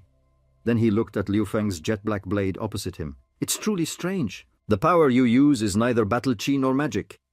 Aohash didn't hesitate, advancing quickly with his sword, laughing with delight as he charged. That movement technique of yours that suddenly disappears is also extremely special.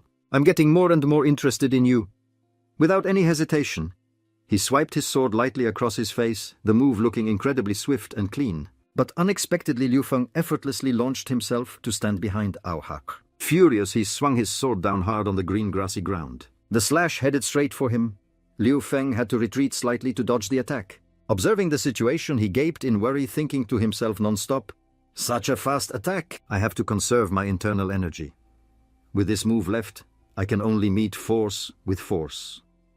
Liu Feng quickly used his blade to shield his body, gritting his teeth to defend. Suddenly, Ao Hach's sword stopped its attack and was plunged hard into the ground. He stood opposite him, the wind rustling, and opened his mouth to emphasize, "I understand now." Ao Hach's eyes widened as he looked at Liu Feng and analyzed what he had just done. "You were able to take that strike of mine because you have a way to instantly increase your power."